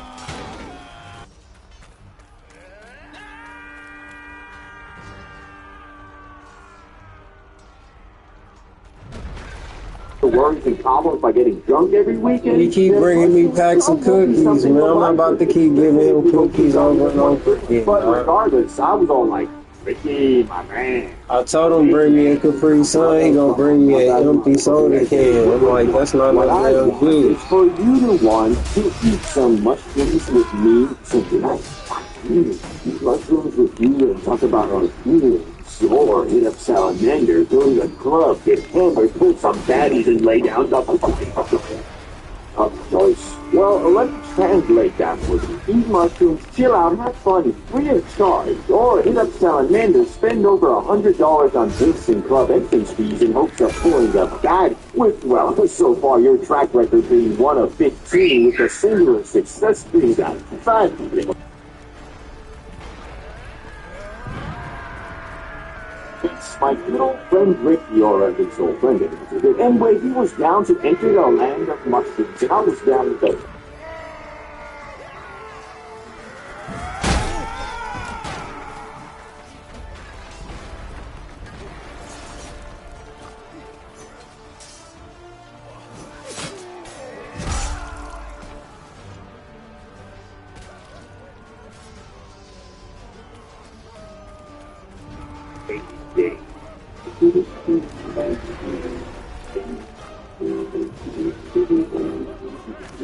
Time to celebrate 4th of July? Good luck. Under Trump, the cost of your holiday is up. Gas for your road trip. Groceries for your cookout. Even the fireworks for your celebration. They're all more expensive due to President Trump. And staying home isn't much better. Electric bills are soaring, just in time for the summer heat. Need a cold beer? That'll cost more too. Home now. Oh, yeah, 10 people only about $100. Ricky, Richard, Rick Dog. Think you spend extra $30 for the homie? With further funding secured from our amazing sponsor, Rick Dog LLC, we ventured into our automobile to go and secure some Chungus fungus. And while we were driving there, I was all like, you know that once you experience that you get rich and full hella homes forever, right? That's the environment, I guess. Okay, so hear me out. Why do individuals aspire to pursue their aspirations and the undertaking of risks, particularly when they are not constrained by social-economic disadvantages? The answer lies in the nature of the ego, which harbors a fear of failure. This fear arises from a deep-seated concern that we may not be as intelligent or as capable as we believe ourselves to be. Consequently, the ego compels us to remain within the confines of our comfort zone, a realm in which we can entertain limitless potential without ever actualizing it. You really want to go serious, don't you? Sure. As we pulled up to the plug's attic and hunted him down, we completed our transaction and received a good amount of fungus, which I thoroughly inspected on the ride back and told Ricky the plan. No eating anything 2 hours before ingesting. Drink orange juice or anything sugary to end the trip faster. It takes about 30 minutes to take and 2 hours to reach maximum overdrive. Any questions? Do they taste okay? Like an expired can of organic dog food. Nice. We'll eat it with chocolate, though. Great. We got back to the crib and sat down at the couch next to the table and got all our supplies like orange juice, chocolate, and water. Let's do this. I'm ready.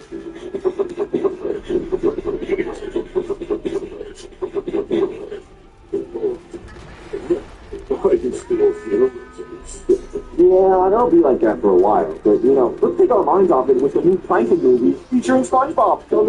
And so that's exactly what we did. Sat there in anticipation for the fungus to absorb among us. It took a while, and the wait is always pretty anxious because you don't know when they're gonna hit. I mean, it could be now. Better check my hands. No weirdness or funniness. Think about the wall. TV, okay. Normal for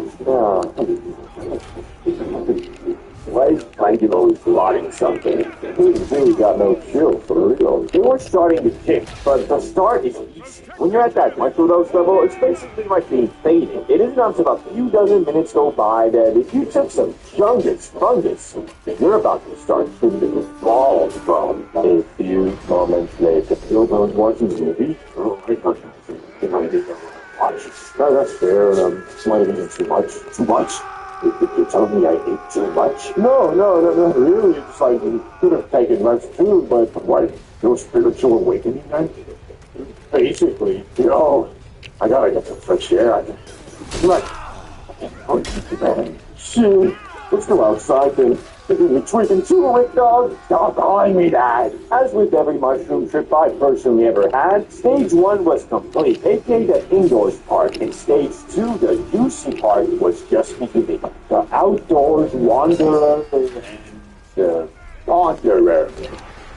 Thank God we did this in spring, because personally, I don't know if I could even handle going outside in the cold while on that Mario pack. Anyway, we walked around in our small town in the fresh air, basking in the glory of the sun, hoping that we don't see anyone we know in. What kind of comes to club tonight? Not gonna lie, me and Ricky are on more fungus than big fungus, and Rick Dog is low-key.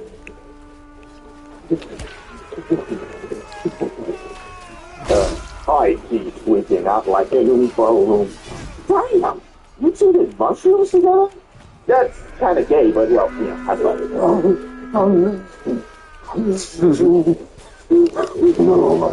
it. Yeah. Ricky, come on now. The tree isn't leaving you. Let's go get something to drink. So we moved on to a small grocery store in our neighborhood where, according to Ricky, we did not belong. He told me that it feels like everybody's staring at him, and although in my heart I knew that they weren't, the shoes told me, yo, this local Ricky's speaking facts. No, chill. That's not true. It's in the wind, son. I just scared you, bro, but you're screwed. The demons are approaching. Ricky, gotta get out of here right now. And so we did, with only one thing to show from our efforts, a container of OJ, which turns out does nothing. I mean, every smart job owner in the incident always thinks the factor, but ChatGPT told me, I wish I didn't ask him that well on the fungus, because now all hope was lost. I couldn't even tell Ricky to jug the orange juice, because I knew it was a dud. The trip really started feeling like a weird nightmare, but I mean, not so much, because I was taking mostly who Ricky was, and I feel completely responsible for that. Well, it was my idea, so I did the only thing I felt like I could. I apologized to Ricky for dragging him into Mushroom Kingdom. He accepted and told me, it's not your fault, bro. And after that, it was like something clicked, and we finally started vibing, talking about what we were feeling and what we were thinking. Near the end of the shrooms, we were discussing our trip, and Ricky regretted it, and he said, well, yeah, but not as much as he thought. Because although the first half of the fungus was spooky, the second half did give him some type of spiritual or mental awakening, per se. Not that Ricky was gonna do anything with that. He got wasted with Salamander the next day and spent $200 on drinks pouring zero hope in the process. Moral of the story is, magic fungus can make you feel more connected with yourself and your subconscious. Will eating it once with no clear goal or more to change your life? Absolutely not. Or at least that's what I've been due to my experience with Brick Dog. For the last time, stop calling me that. Smoke every day. To some, this is their mantra, and to others, it is just something they said in fourth grade to sound cool, along with, of course, getting money. But did you know, smoking weed isn't just some 21st century trend where after COVID everyone just realized,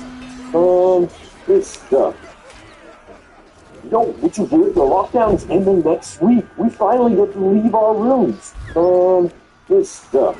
No. People have been getting high off that homegrown natural supply for decades, centuries, dare I say millennia. And over these countless years, a lot of the people who shaped our history also shaped finely ground botanical matter tightly packaged in a thin, often translucent paper forming the perfect tube. aka a joint. I'm saying they're smoking, okay? Anyway, some of these people we can confirm you have consumed the Lord's loud, and others we will unfortunately just have suggested evidence for. And one will be complete speculation by me, which, try and guess which one of them is which, I'll also tell you at the end of the video. First up, William Shakespeare. The idea that William Shakespeare may have smoked cannabis stems from findings in the early 2000s where scientists discovered pipe fragments in Shakespeare's garden. These pipes contained traces of cannabis, among other substances.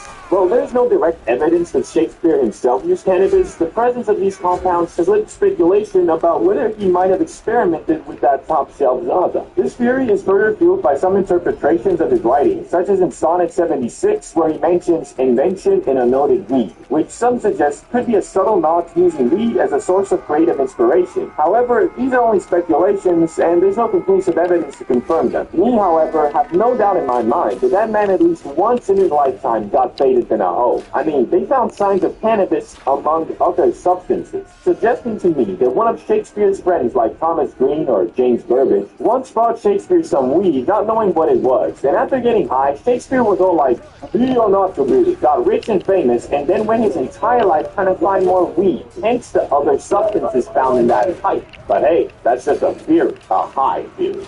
But now, let's talk about Queen Victoria. Queen Victoria might not be the first person you'd imagine pumping on a joint, but history has its surprises. Back in the Victorian era, our dear Queen was quite the savant when it came to pain management.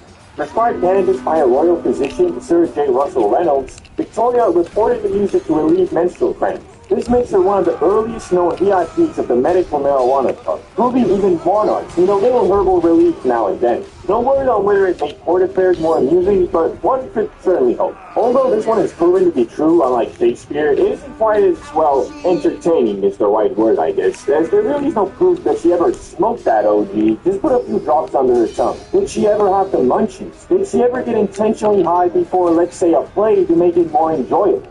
I guess we'll never know. One can only ponder about the royal location. George Washington.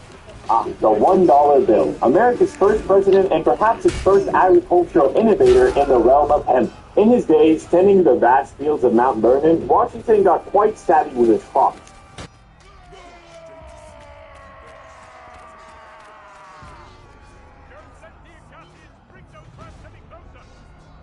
siege ramps have almost reached the walls. This might just seem like good old farming, but those in the know might wink at the idea that George was onto something more recreational. I mean, why else hustle or female plants known for their higher THC content? Well, there's no smoking gun or smoking pipe as it were. To prove he partook himself, it does raise eyebrows, and maybe even a few smiles at the thought of the father of his country partaking in a bit of the third. Of course, there are some other reasons why George could have wanted to separate female plants from male ones, but I just can't imagine being so into weed farming and not even once being curious enough to smoke it. And you? Probably not. So conclusion, I think he smoked. You think he smoked? He smoked. Herodotus. Often dubbed the father of history, he had quite the knack for detailing the quirky habits of ancient cultures. In his tales, he mentions the Scythians, a group that really knew how to throw a smoky party. They weren't just tossing burgers on the grill, but were burning cannabis seeds to whip up a bathhouse-style smoke fest. Imagine this, ancient warriors chilling in felt tents, getting secondhand highs from hotboxing with hemp, which leads us to Alexander the Great. Some cultures around his empire used cannabis, such as the Scythians, who, as I mentioned earlier, Herodotus noted used it in steam baths. However, there are no records or indications that Alexander himself used cannabis. His conquest did bring him into contact with many different peoples and cultures, so it's likely he was aware of various herbal practices. However, connecting him directly to cannabis use is, well, light on. Unlikely.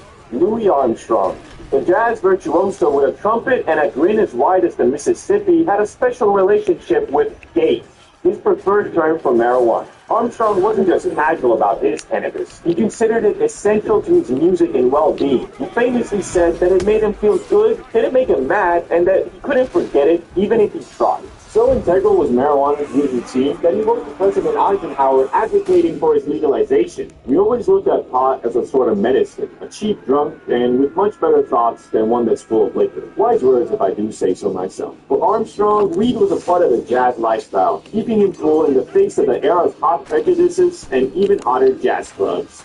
Carl Sagan, the Cosmos' personal tour guide, was not only fascinated by the stars, but also by the starry effects of marijuana. Under the nom de plume, Mr. X, aka Sagan, extolled the virtues of weed in an essay that spoke of it as both a source of profound philosophical insights and a simple pleasure. He argued that cannabis had a remarkable power to enhance curiosity, appreciation for art, and sensory experiences, essentially deepening the user's connection to the universe. This private use of cannabis was a tool for scientific meditation and personal enlightenment, a kind of mental spacecraft exploring the uncharted territories of the human mind, all while maintaining a vigorous career in astrophysics. What a G! His appreciation for weed was not just about enjoyment, but also an intellectual pursuit, adding a layer of contemplation to his stargazing. This one is one of my favorites because it really just proves that weed doesn't make a hardworking person lazy, it makes a lazy person lazier. And in the case of Mr. X, no, not you, Elon Musk, Carl. It's awesome to see an advocate for weed that isn't a rapper or a retired athlete, but an esteemed astrophysicist. No, not you either, Neil deGrasse Tyson. We all know how smart you are. Final person on our list, and the most prominent in Zaga use. Everything you described makes sense to me, as although I'm not hippie enough to say my Zaga destruction is due to me wanting to deepen my connection to the universe, I do, however, prefer to play No Man's Sky high as balls. Thanks for watching. Oh, and Alexander the Great was the fake one. He didn't smoke up. Sorry. It's a real place you can visit. Two friends, Nicole and Robert, have managed to reach it, and now they're eager to explore the lost world and its secrets. And trust us, there are plenty. Strange artifacts, exotic flora, and creatures never seen before await those brave enough to explore the lost islands and reveal their secrets. Yet, you won't travel alone. A young Atlantean woman will guide you to the most distant corners of this wonderful world. Ready to embark on an unforgettable adventure and explore the lost world of Atlantis? Sorry, I think most of us have worked a minimum wage job, and the most easily accessible ones usually involve the flipping of the patty some way or another. Like, I'm gonna keep it $1.50. If you ain't work at a gas station or a fast food place and instead opted for something like a hotel admin or a waitress at a cafe or even a lifeguard, you really got off easy. Because as a youngster, your parents usually make you work at least once to teach you about hard work and dedication. But if you were out here bathing under the sun and only occasionally waved your finger like, you can't do that because I might actually have to work then with all due respect, probably ain't been through the struggles most of us went through. I worked at a gas station for a couple months, and that was my first work. But to be honest, the gas station and fast food place are pretty much the same, because besides from the gas, it's really a fast food place for when all the good food spots are closed and now you have to settle for the 24/7 microwave gas station drug. But I ain't even gonna cap. I love making food, especially if I don't have to wash the dishes later. And that was the case in the good old gas station. Well, what am I complaining about then? Well, you see, the problem with all minimum wage jobs usually boil down to a misunderstanding between the manager or a person that's been working there for a long time and the guy who's there because his parents made him go or he couldn't find any other job. That's me. Because, you see, in this world, some people actually believe that being a manager at some gas station makes you a successful individual with a firm hand whose commands must be obeyed. Or in my case, this bitch wasn't even the manager. In fact, she was working the same damn position I was. That being, do everything you're told and I'll pay you $10 an hour. Which really should be the title for every minimum wage job if you ask me. Anyway, although we were working the same position, she had been there for years. So, you know, she was teaching me the ways of the fine art of cleaning toilets, scrubbing floors, flipping burgers, and above all else, kissing every customer's ass. Which is fine. I knew what I signed up for, and I took it up on there. Until I got to the end of my graveyard shift. And you know, I ain't even gonna front.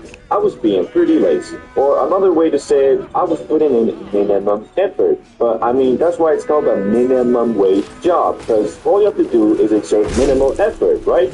But this scallywag thought otherwise. There was 5 minutes left on my shift, and she pulls up on me and asks me to stock the fridge. And in my head, I'm thinking, why not? But I'm gonna have to leave it half done anyway, because my shift is almost over, baby. But then, she hits me with the most stupid, hilarious, and kind of sad sentence I've heard in a long time. Once you stock the fridge, I might let you go home. Like, what do you mean, Mike? I don't know if you checked our name badges, but yours is tiled the same as mine, that being slave for $10 an hour. Like, don't get me wrong, I ain't trying to shame anyone who's worked or working minimum wage. It's a struggle out here, and everybody needs dough, and minimum wage jobs are really the only option if you don't have a degree or special skills. But this lady, well, I say lady, but she was my age. In fact, we went to the same middle school. Was fucking up some straight exotic for mouthing those words into existence.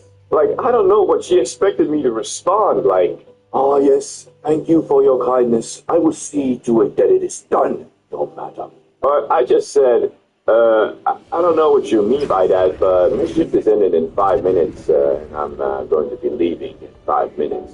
And to that, she didn't respond anything, because deep in her heart, she must have known what she said was dumb AF. Now, what we can take from this experience is some people can't accept reality and instead try to project a false one in their mind. For her, she had been working at that gas station for a while and was probably starting to feel like kind of a loser. But instead of saying to herself, okay, I'm not doing so good right now, but I sure as hell ain't gonna stay like this. I'm gonna work on myself every day until I get where I wanna be. She took the easy way out and told herself, man, life beats me. So unfair. Or I can see me stick out my bitterness towards it in my work by being a total douche to everybody and acting like I own the place. You know what? Practically, I do own the place. Yeah, I'm the big dog around here. So yeah, don't be that guy. For the good of others and also yourself. Because if you let yourself fall to that place, you're gonna be that grumpy adult talking about how life has always been against you and how everything is so unfair towards you. And I don't think any of you want to be that. But that was just one of the gas stations where I encountered. And she was a mere disciple. One with talent, yes, but it would be long until she could control her hatred. See, there was another, one with much more control over her anger, but still working the same position. Yet, alas, she hadn't been working there for a mere 2 weeks. No. 30 was the time of service for her. And she wasn't actually that mean. She just took her job way too serious. But, I mean, I can't blame her because everybody needs purpose in this life. And if your calling is to clean toilets and make hot dogs, then, well, gosh darn, you gotta follow it. The only problem was, this woman was pushing this job onto me like I wanted to be there. Talking about if you want to make it here, you gotta do this and that. Like, no, I don't want to make it here. I want to make it out of here. Got me thinking of how different people see the world. Because someone like myself could be watching 8 Mile and seeing the scenes where Eminem is working minimum wage and think, man, I know he's gonna make it out of there. Eminem, the king of rap, this is just temporary. But she was probably watching it and thinking, oh my god, how lucky is he? It's up for a year or so. He'll get a promotion and make an extra $1 an hour. God damn. So yeah, it's all about perspective and the type of person you are. But I think the saying, shoot for the moon, because even if you don't get there, you'll land among the stars, can really help a lot of people. Especially if you are young. You should follow your dreams, however crazy they might seem, because I promise you, it's quite hard to fail if you never give up. Also, working minimum wage is fine, and if you want to take a job like that super serious, that's cool. Just don't force that same attitude onto other people, because most dudes don't see a place like that as the end, but as a way to progress to the actual place they want to be. Have you ever met someone who parades the fact that he loves the Zaza, and if you ever say anything bad about it, he gets all defensive and starts practically arguing about how it's good for you? You're like, yeah bro, there are health benefits, but if you're already doing 8 reps, 4 2 extras, and half a cart every 12 hours, do you really think you're reaping the health benefits of the Za? Mofo yawn about it helps with my anxiety and depression. Like, bro, what are you anxious about? Worried that the pizza delivery guy might be an assassin? Sounds more like paranoia to me. And have you stopped to think that maybe the depression you're feeling could be because all you does is sit around, eat pizzas, smoke grass, and watch Disney Plus? But people like this aren't the majority. And overall, when you meet a fellow grass eater, you can expect him to be just a normal, chill dude who uses the Za to enhance his experiences, rather than rely on it for them. So today, I thought I'd go over some of the coolest dudes I've encountered who consume that lettuce, starting with the Za athlete. This is a guy who's always in the gym grinding to become the ultimate specimen of human movement. The thing that's great about this dude is that although he loves the grass, which is generally considered a lazy substance, he doesn't let that stereotype stop him from enjoying it. Although many of his athlete friends might hold it against him, calling him a cockhead, he knows that it's all about moderation and using the Za to enhance his recovery and free time experiences. But the best part about a dude like this is that you know he is a solid guy, that you don't have to worry about leading you down a bad road, because he's always mindful of where the breaking point is when he's just having a fun time with the homies. And hey bros, wanna do something?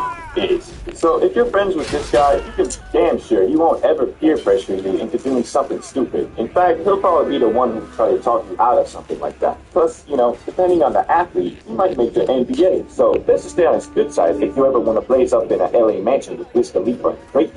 But on to the next dude on the list, the high gamer. I'm not sure how you guys feel about video games, but I've always seen the genre as the highest form of at-home entertainment there is. Although it is a lot harder to truly get into a game nowadays, when you do, the peaks of fun are much higher than watching a Netflix show, for example. Although that's just my opinion, and yours might obviously be different. So you better believe it when I say I love dudes who enjoy gaming in orbit, because that's something that two Za enjoyers can truly bond over. Now, you might be thinking, everybody enjoys playing games, ain't nothing special about it. I have to respectfully disagree, because it takes a certain level of power to really sit down whilst blasted and focused on a video game. Because honestly, most of the time, it ends up going something like this.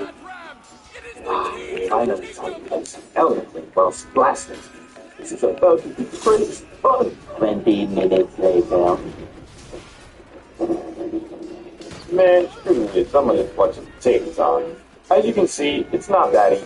But if you have a friend who's on the same planet as you, and you're going through the struggle together in a co-op game, it's much easier to get into. So I, for one, will always have a special place in my heart for dudes who can actually game while blasting. Because honestly, it's not as easy as you might think, especially if the session lasts over 1 hour. But time for the productive and successful. Not gonna lie, these dudes are like a rare Pokemon that you might never come across, because the requirements to be a dude like this are rather high, but the power he possesses is God. It's a dude that has his own business or works like a sales job or something, which is a highly social and time-consuming practice. But somehow this mofo has done all of this while frequently fucking up the Zaza. He's kind of like the Wolf of Wall Street, but instead of doing lines off of ladies, you know what I mean, he's out here taking a fat rip and then minutes later closing a massive deal with some company. I met a guy like this only once, and I won't stand here and act like I was not in awe of this man's power. We were all just chilling, faded AF, when this guy got a phone call, and not just any phone call, it was some company he was trying to make a client for the company he worked for. And me being me, all I could think of was, oh, shit, and now being that faded, having to deal with something like that. But no, bro calmly told us he'll be back in like 10 minutes, went to the other room and closed the deal, or at least that's what it seemed. I swear, some people just have a godlike stress tolerance. Because, man, I can be out here faded and get a call from my mom to pick up some groceries, and that shit will have me stressing out if it wasn't in my initial plan. I guess what I'm trying to say is, for 95% of people, if you high every day, you're gonna get lazy and content with your position in life. But there are people who can manage to pull off this lifestyle and still be successful, and god dang do I respect that. Although I'd imagine that if they weren't high all the time, they'd be even more successful. But hey, what do I know? Anyway, next guy on the list is the artsy dude. Now, this guy isn't exactly what you're thinking. And yes, I know you're imagining this entertainer who's always on about, gotta go, no, let yourself be free, you'll find. Sorry, but what the fuck does that even mean? Although these guys can be cool, their gimmick gets old pretty quick. The dude I like is more of just a Chad who has a highly functioning imagination. Because with a guy like this, you always have something to talk about, and they come up with some of the most interesting things. Plus, they're usually not just some hippie dude who enjoys saying shit that makes no sense and expects everybody to think he's deep because he saw a quote on TikTok and it really resonated. He's more of the dude who'll say some master Doomway quote and explain how that funny meme actually says something deep about life, but then ended with, I don't actually know. Too high. And I love that, because sometimes a mofo is just too high and sees a deeper meaning in something that doesn't have one. But hey, that's just a theory, a high theory. I don't know about you, but when I meet a new person and he or she says that he enjoys getting high, I instantly think to myself, this is the start of a miracle trip.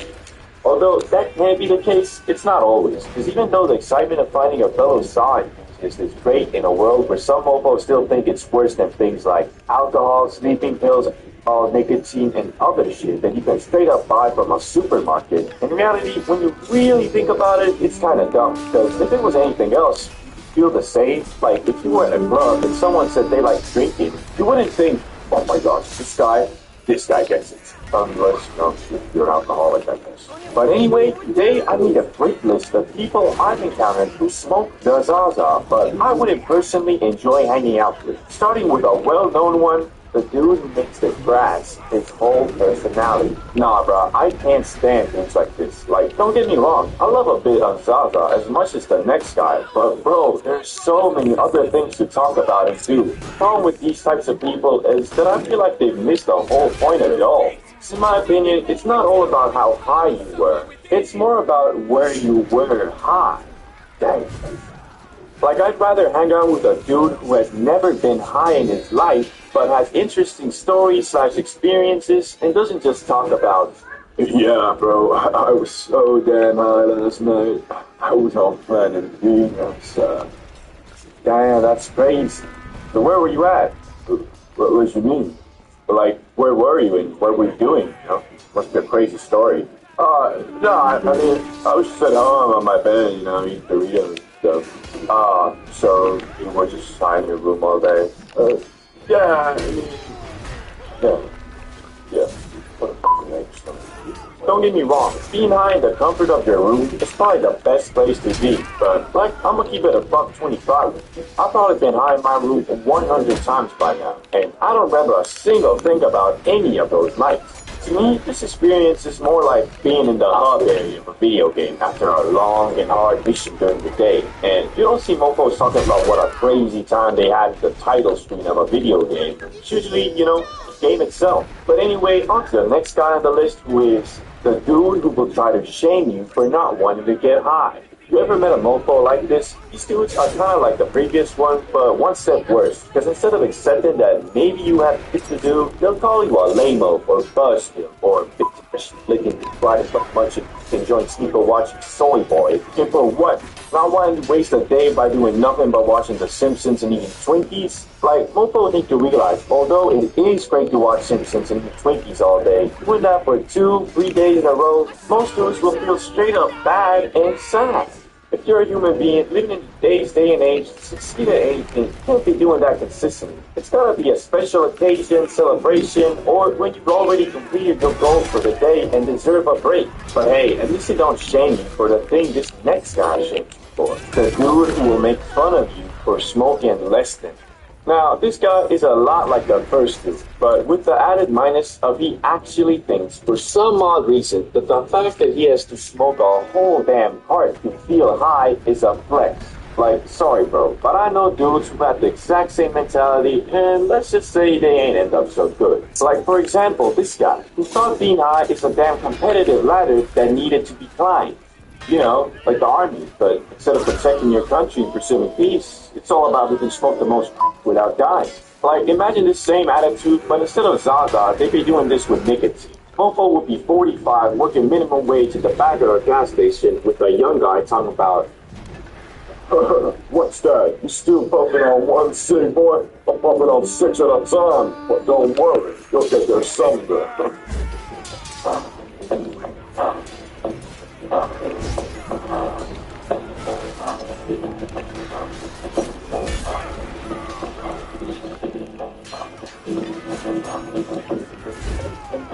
My feet are killing. But they don't have to. Try Dr. Scholl's 24-hour energy insoles with boosting beats that take the pressure off for all-day comfort and energy-boosting support. Not killing me. Dr. Scholl's, new life for your feet. I don't know if I want to get there. Okay, that's never happened, but I'm just trying to show you how ridiculous this is. And yes, there's a lot more to life than getting high. And I'm definitely not out here being faded 24/7. Because if I was, you'd probably be seeing one video every 2 months. It's all about finding the balance of having the right reasons for inhaling Gonzal. Gunlock is the most powerful blast that humanity has ever conjured up, with even its less potent relative, Moonlock, being so extreme that Moonlock is too much. Since I had once already traveled to the moon and made it back alive, I saw it only fitting for me to conquer the sun as well. But unlike last time, where I was in Amsterdam with my brother and had the comfort of tweaking together, this time I was alone, nearly 6,000 miles away from home, in the city of sin, Las Vegas, Nevada.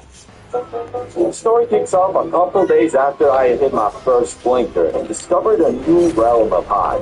Kind of like Columbus when he discovered America, but unlike Columbus, who annihilated the indigenous people, anyway, after seeing firsthand what the land of the free can offer in terms of getting obliterated beyond the realms of Mother Nature, I was quite intrigued. So, out of curiosity, I decided to Google strongest heat you can get in Las Vegas, just in case there was something more potent than Moonrock, which up until this point I thought was the pinnacle of bud. So after stumbling upon an article comparing the rocks from the moon and sun, I realized that in my ignorance I had crowned a false king, and the only disturbing punishment for a big smarty pants sweet stickman YouTuber like myself was to feel the full wrath of the truly strongest sweet in the universe. I hopped on the local Las Vegas dispensary site in hopes of having it delivered to me like the Benjamin, but either due to current weather conditions or just the delivery man grinning the fuck out, it said, "We are currently not providing delivery." But for the time being, I had no other choice than to leave my apartment and go to the closest dispensary in hopes of them having this exotic nug in stock. Only problem was that it was night and, well, your boy wasn't exactly staying at Caesar's Palace, so as I was preparing to go outside in the dark, where, mind you, I saw a guy walking around wearing a safety vest, rolling a handlebar mustache, and carrying a double-barreled shotgun the night before, I just had to take a quick rip from the bomb to make it a high story, you know? Okay, 2 miles that way. A few minutes later. Hello, sir. Oh, yeah, hello. You guys have something called Sunrock? It's like, nope. Just sold the last stock. Those guys bought it. Moonrock though. No, I know you've done that. You know where I can get some Sunrock though? Yeah, the store a mile from here should have some left. Okay. A few minutes later. Sorry, I gotta see your passport first, back. No, but this is like my government issued ID. Can you Look, I'm sorry. We have a lot of people visiting from Banana Republic these days, and you can't start selling to everybody with a rinky-dinky, this is a real country, Google it, ID card. Come back with a passport, and I'll hook you up. I'm not from Banana. It's Skype. Yes, I have to now walk back 3 miles, get my passport, walk another 3 to get the Sunrock, and then walk another 3 back home. Now, mind you, I had already ran 3 miles too. So you know I'm throwing that your boy fast as bull, quick as an electrical jolt. I gotta make it back home. But now I was fresh again, so of course I put on my Space Jams and I gotta make it. But then when I was there and showed my passport, received my $80 weed, I was not trying to get robbed on the walkway filled with homeless camps in Las Vegas fiends, so got it. Finally, after wasting a week's transportation budget in 40 minutes, I was back in my apartment, Sunrock in hand and rolling papers and minutes. And yes, unlike last time with the Moonrock, I wasn't about to smack that shit with my phone and get usted. Because from the blinker I had done a couple days back, I learned my lesson about concentrate. Do not underestimate it. So I rolled me up a Slimmy Slimmer, basically a very small J. And something you might not know is that with these caviar nugs like Sunrock, you're not really supposed to grind them with a regular grinder. So I just use my fingers to break the nugs apart, and because of that, well, let's just say the airflow on this J was god awful. Later on I would find out you're not supposed to smoke Sunrock from a J at all, but hey, you live and you learn. Anyway, I went to my patio and attempted to light this abomination. And I mean, it really was. Imagine taking some A4 Wagyu steak and serving it in a bucket. But alas, I still.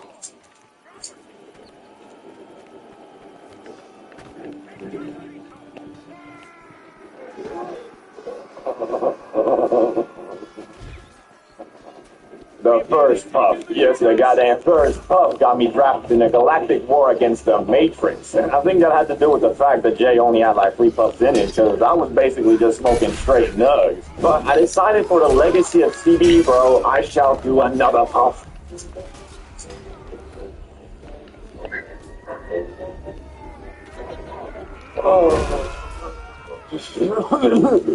The French Revolution, the Napoleonic Wars, the moon landing, the splitting of the atom, the theory of relativity, it all flashed before my eyes because I now saw the world from an interstellar position. And I would love to say I now went on some grand adventure and discovered the Holy Grail with some Las Vegas crackheads, but this was different. The high was spent glued to my couch, wondering the meaning of the universe and how I had traveled 6,000 miles across the ocean and was now sitting on a couch in some random Airbnb completely and utterly blasted beyond human understanding. After about 15 minutes of doing literally nothing but staring at my wall, I decided to watch some YouTube and found this guy called Oversimplified who makes these historical animation videos and spent a good portion of my high learning about the history of our world. Too bad I don't remember a goddamn thing, but at the time I felt like I was really becoming a damn scholar. I guess the lessons and memories of that high are waiting for me once I return to a land of the sun.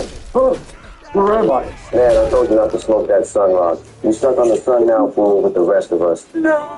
The gatehouse now belongs to the Mason Order. The tornado hit 94 so I contacted travelers. We lost the barns and the harvesters for winter destroyed.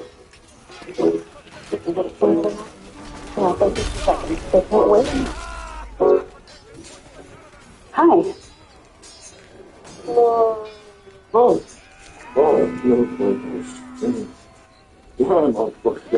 Yeah, bro. You were in a hell of a cush coat. Yeah, I guess I was. Wait. Bro, I got stuck in a cush coma, my dude. Shit was crazy, and I don't actually remember the exact dreams I saw, but they were pretty trippy, and it was one of those inception things that had me waking up from a dream into another dream, son. Safe to say, I had gotten acidity. But it was kind of nice, because it was a real clear high without anxiety, which usually when you get that obliterated, it always comes accompanied with just a little bit of anxiety at least. So, are Sunrock stronger than you thought? Yes, But the main thing I took from this high was that they also kind of better. But I mean, I've only done both once, so once I return to the US, I'll give them both another try and make a conclusion. Get the 5 levels of being high. Now, I bet you've seen a couple videos on this topic, maybe even mine, but since almost a year has passed and my knowledge and understanding of the Magic Wing plan has grown tremendously, I thought it's about time to make the ultimate, definitive, most precise levels of high tier list on planet Earth. And to make it even more fun, for every level, I'm gonna be getting more high to give an accurate representation of what the level feels and sounds like. So let's get it started with level 1. Microdose. This is the level where you don't really feel anything per se, but you can tell something is different. You have a slight mood boost and your body might feel a bit more elevated. So like if your legs were sore, they probably get more sore now, but if you're lying on your bed, well, its comfortability is probably up about by 10 to 15%. Nothing crazy, but it is noticeable. This, however, isn't enough to give you the giggles. So that Amy Schumer comedy special will still leave you wondering if my vagina is actually comedy or just poorly done slapstick humor. And since I'm currently at this level, I can tell you it also has no negative side effects, so I can still do everything without worrying if I'm too high. Anyway, let's move on to the first exciting level, and that is level 2. I'm feeling. So you're feeling it, eh? Well, me too. This is the level where that Amy Schumer special might actually forcefully steal a giggle or two from you, but not because it's actually funny, it's more like you're laughing at her rather than with her. Anyway, since you're now feeling it, you also might be feeling that movie a bit more, or that video game. Shit, you might be feeling your own jokes a bit more. Got you laughing at your own thoughts. This is also the optimal high if you still got stuff to do. Well, to be honest, if you got stuff to do, probably better to not be high, but at this level, it's still definitely doable, it's just a bit more difficult. Another way to look at it is, this is the high the workers at Subway are usually on, although I have seen locals way beyond this there too, but for the most part, this is optimal because the loud hasn't got you moving slow-mo quite yet. As for me, I'm still able to read this script and pronounce my words just fine, so you probably can't even tell I'm high right now. But now it's time to get to the first level where a mofo can feel too high if he's not experienced. Level 3. Yeah, I'm pretty high. So here we are, pretty high. This is the point where, at least for me, doing anything besides leisurely activities is hard. Not impossible, nor undoable, but hard. If we take that Amy Schumer comedy special for reference again, as for some reason I like doing, it might just maybe have become funny. But you also realize you just high, so you turn it off and watch something else. Also, this is the first level where some thoughts might have become uncontrollable in the senses. You just can't help but dive deeper into the fact that the bomb dropped in Hiroshima is almost 1,600 times less powerful than the Tsar bomb created and detonated by the Soviets in 1961 as a show of power to the U.S. But then you find out there's something called an antimatter bomb, which could be even more destructive. But it's only a theory. But then maybe the U.S. is developing it in something. Yeah, I think you get the point. But there is one sensation that is more powerful than your random thoughts, and that, of course, is coupled with the fact you're probably rocking some dry mouth right now. This, in my opinion, is the best level to be at if you're trying to stuff your face with enough trans fats to feed 50 hungry children. But, you know, you already did it also. Anyway, moving on to level 4. Faded beyond belief. This is the point where if you're not in a safe space, you're kind of screwed. Well, not always, but at this level, it's become almost impossible to practice rational thinking. I mean, if you were diving deeper into that nuclear bomb stuff at the previous level, then this is a point where you might start actually believing you are Oppenheimer himself. This stage is really not the best if you're looking to focus on a movie or video game or really anything because, well, your attention span is at the mercy of the Zod, and to actually enjoy this high, you just gotta go with the flow. As for me, it's getting pretty hard to read the script. If I look at the words for long enough, they kind of look like some ancient Chinese hieroglyphs. But if you're an actual lunatic, maniac, psychopath, Zaza destroyer, and considering getting that gravity one more time, then be prepared for level 5, Shadow Realm. I told you, bro, you gotta be a maniac to get to this level, because the plane of existence you on now is so different from being non-high. You probably feeling and looking like a goddamn alien. I mean, bro, your eyes are so red and you feel so disconnected from your body that if you look in the mirror, you'll probably think, is that real? I'm so fucked up. Wait. Shit, I'm in the shadow. I'm getting hungry. And now that you realize you're in the Shadow Realm, you either stop the trip by going to sleep or level unknown. Exploring the Shadow Realm. This level doesn't require smoking more. All it really requires you to do is just go outside and explore the world that in many ways has become the upside down from Stranger Things. Because at this level, rational thinking has been completely thrown out the window, and your brain has reverted to factory settings as of when you were just born. So if you see a streetlight flickering, for example, if you were normal, you just think, they really should fix that. Compared to now, oh shit, bro. It's only one of those slasher scenes where once I walk over the street light, he's gonna shift me up, isn't he? No, man, fuck this. I'm out of here.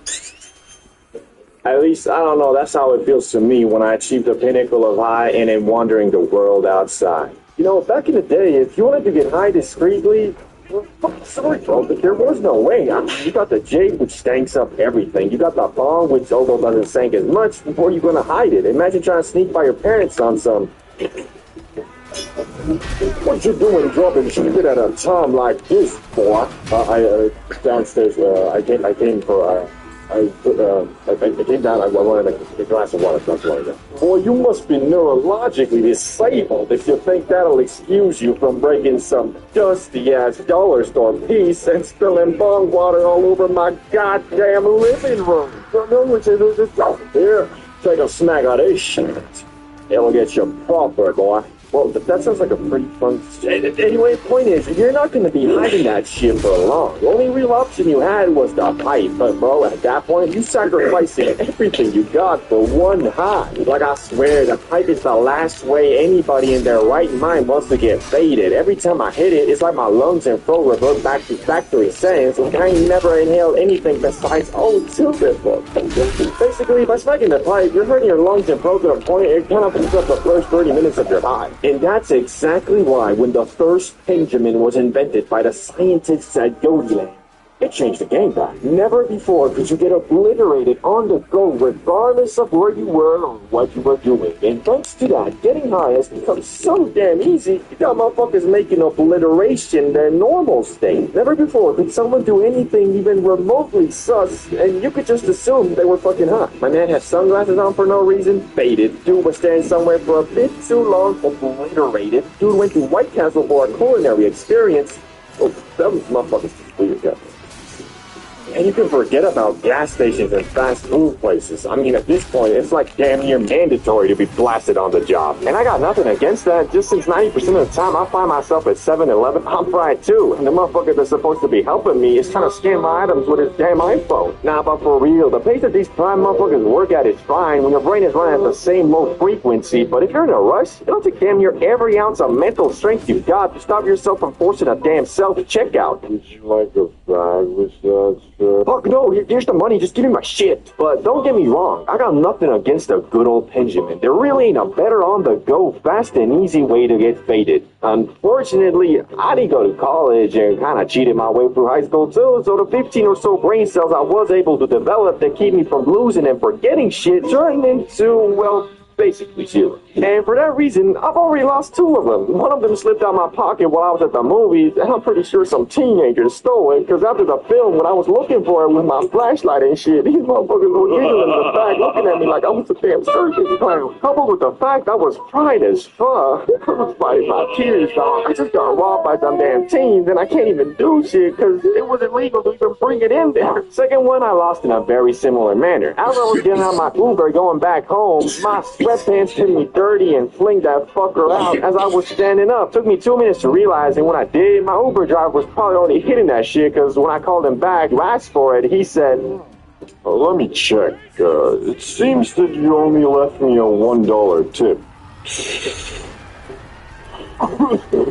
Sorry, I couldn't find it.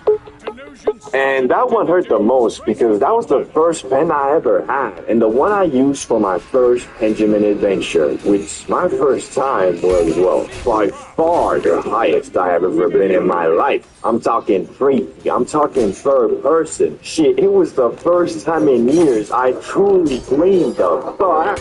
Or you see, normal weed or bud is just that, normal. So the strength of it is confined in the realms of reality, unless you know it's real. Anyway, the biggest difference between smacking a pen versus, let's say, a J is that the pen doesn't have normal bud in it. It has concentrate, which if you're unaware like I was, is about 10 to 20 times stronger than bud. Knowing that, the best way to get faded off the pen is by just taking small rips to avoid getting sent into the goddamn shadow realm. For example, the YouTuber Damien Luck 925 is very well known for taking multiple blinkers, which is the biggest hit you can take, outside in social situations, most notably in random classrooms, like it's nothing. So me being at my USA Airbnb alone in the confines of my living room, thought to myself, okay, so it looks like the basic hit I should do at least is one blinker, but probably more. Yet what was waiting for me on the other side of Blinker City was something I was not prepared for. Something unholy. The voices. I'll never forget the horrible things they were whispering. It made me almost delete my YouTube channel. Anyway, it started with me ordering the 1 gram pen off of Weed Amazon, and it arrived the very next day in a beat-up Cadillac with a delivery man who, from the looks of it, tests out every product he delivers just, to make sure the quality is there. Yo, bro, you're here for the weed, right? Got the cash? Yeah, I ordered through your website, though. You should be paid for already. Oh, yeah. I forgot I take online orders now, too. Anyway, here's the stuff, so I trust you. Hey, thanks, bro. You too, man.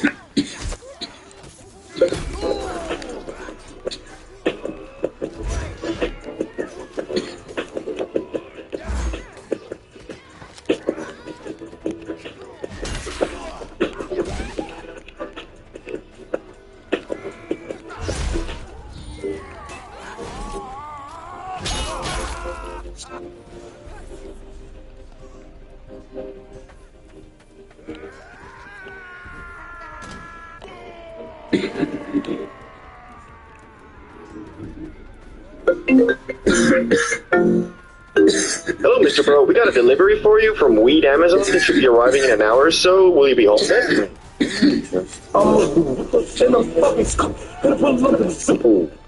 I better get it. So I went back to the crib, Benjamin in hand, and prepared myself to get faded. And obviously, I went for a blinker, my very first hit. But since I had never smacked a pen before, I inhaled it for about 4 seconds and stopped because it was so light on my throat. I thought it wasn't working, but it actually was. And from that 4-second puff, I was already quite bamboozled. But since I have this weird rule of every time I get new stuff, I break it in by doing a massive hit, I thought, fuck, I was supposed to do a blinker, and went for it again. I inhaled and inhaled for a good 8 to 10 seconds, but the thing just wouldn't fucking blink. It got to the point where there was tears coming from my eyes, and my throat was begging me to stop, and it ended up like...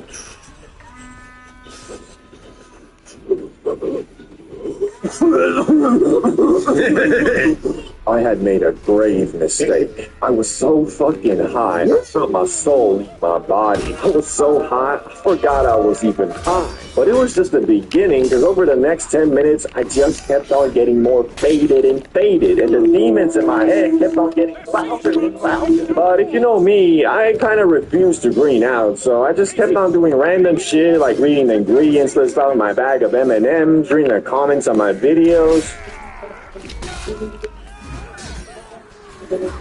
Kill yourself was not doing good. I was keeping a strong facade, but inside there was a war going on. I was feeling like Naruto with the 9-tails, only instead of an old, powerful, destructive force talking to me, I was just really fucking hot. Anyway, so yeah, I was greening out, which hadn't happened to me in years, and I concluded that because the voice of reason was completely being outspoken by the voice of tweak. The good news is, though, the high from the Benjamin doesn't last too long. In about 1 to 2 hours, the height started coming down, but at that point, I was already crawled up in my bed, scrolling endlessly on my phone, until I finally reached a state where I felt good enough to come out of emergency mode and order some food and ate myself into a groove.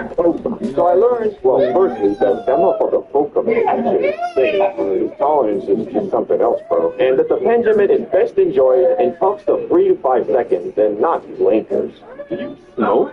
A question that has been asked frequently ever since the early 1900s. But unlike the early 1900s, where that question was mostly targeted towards cigarettes, these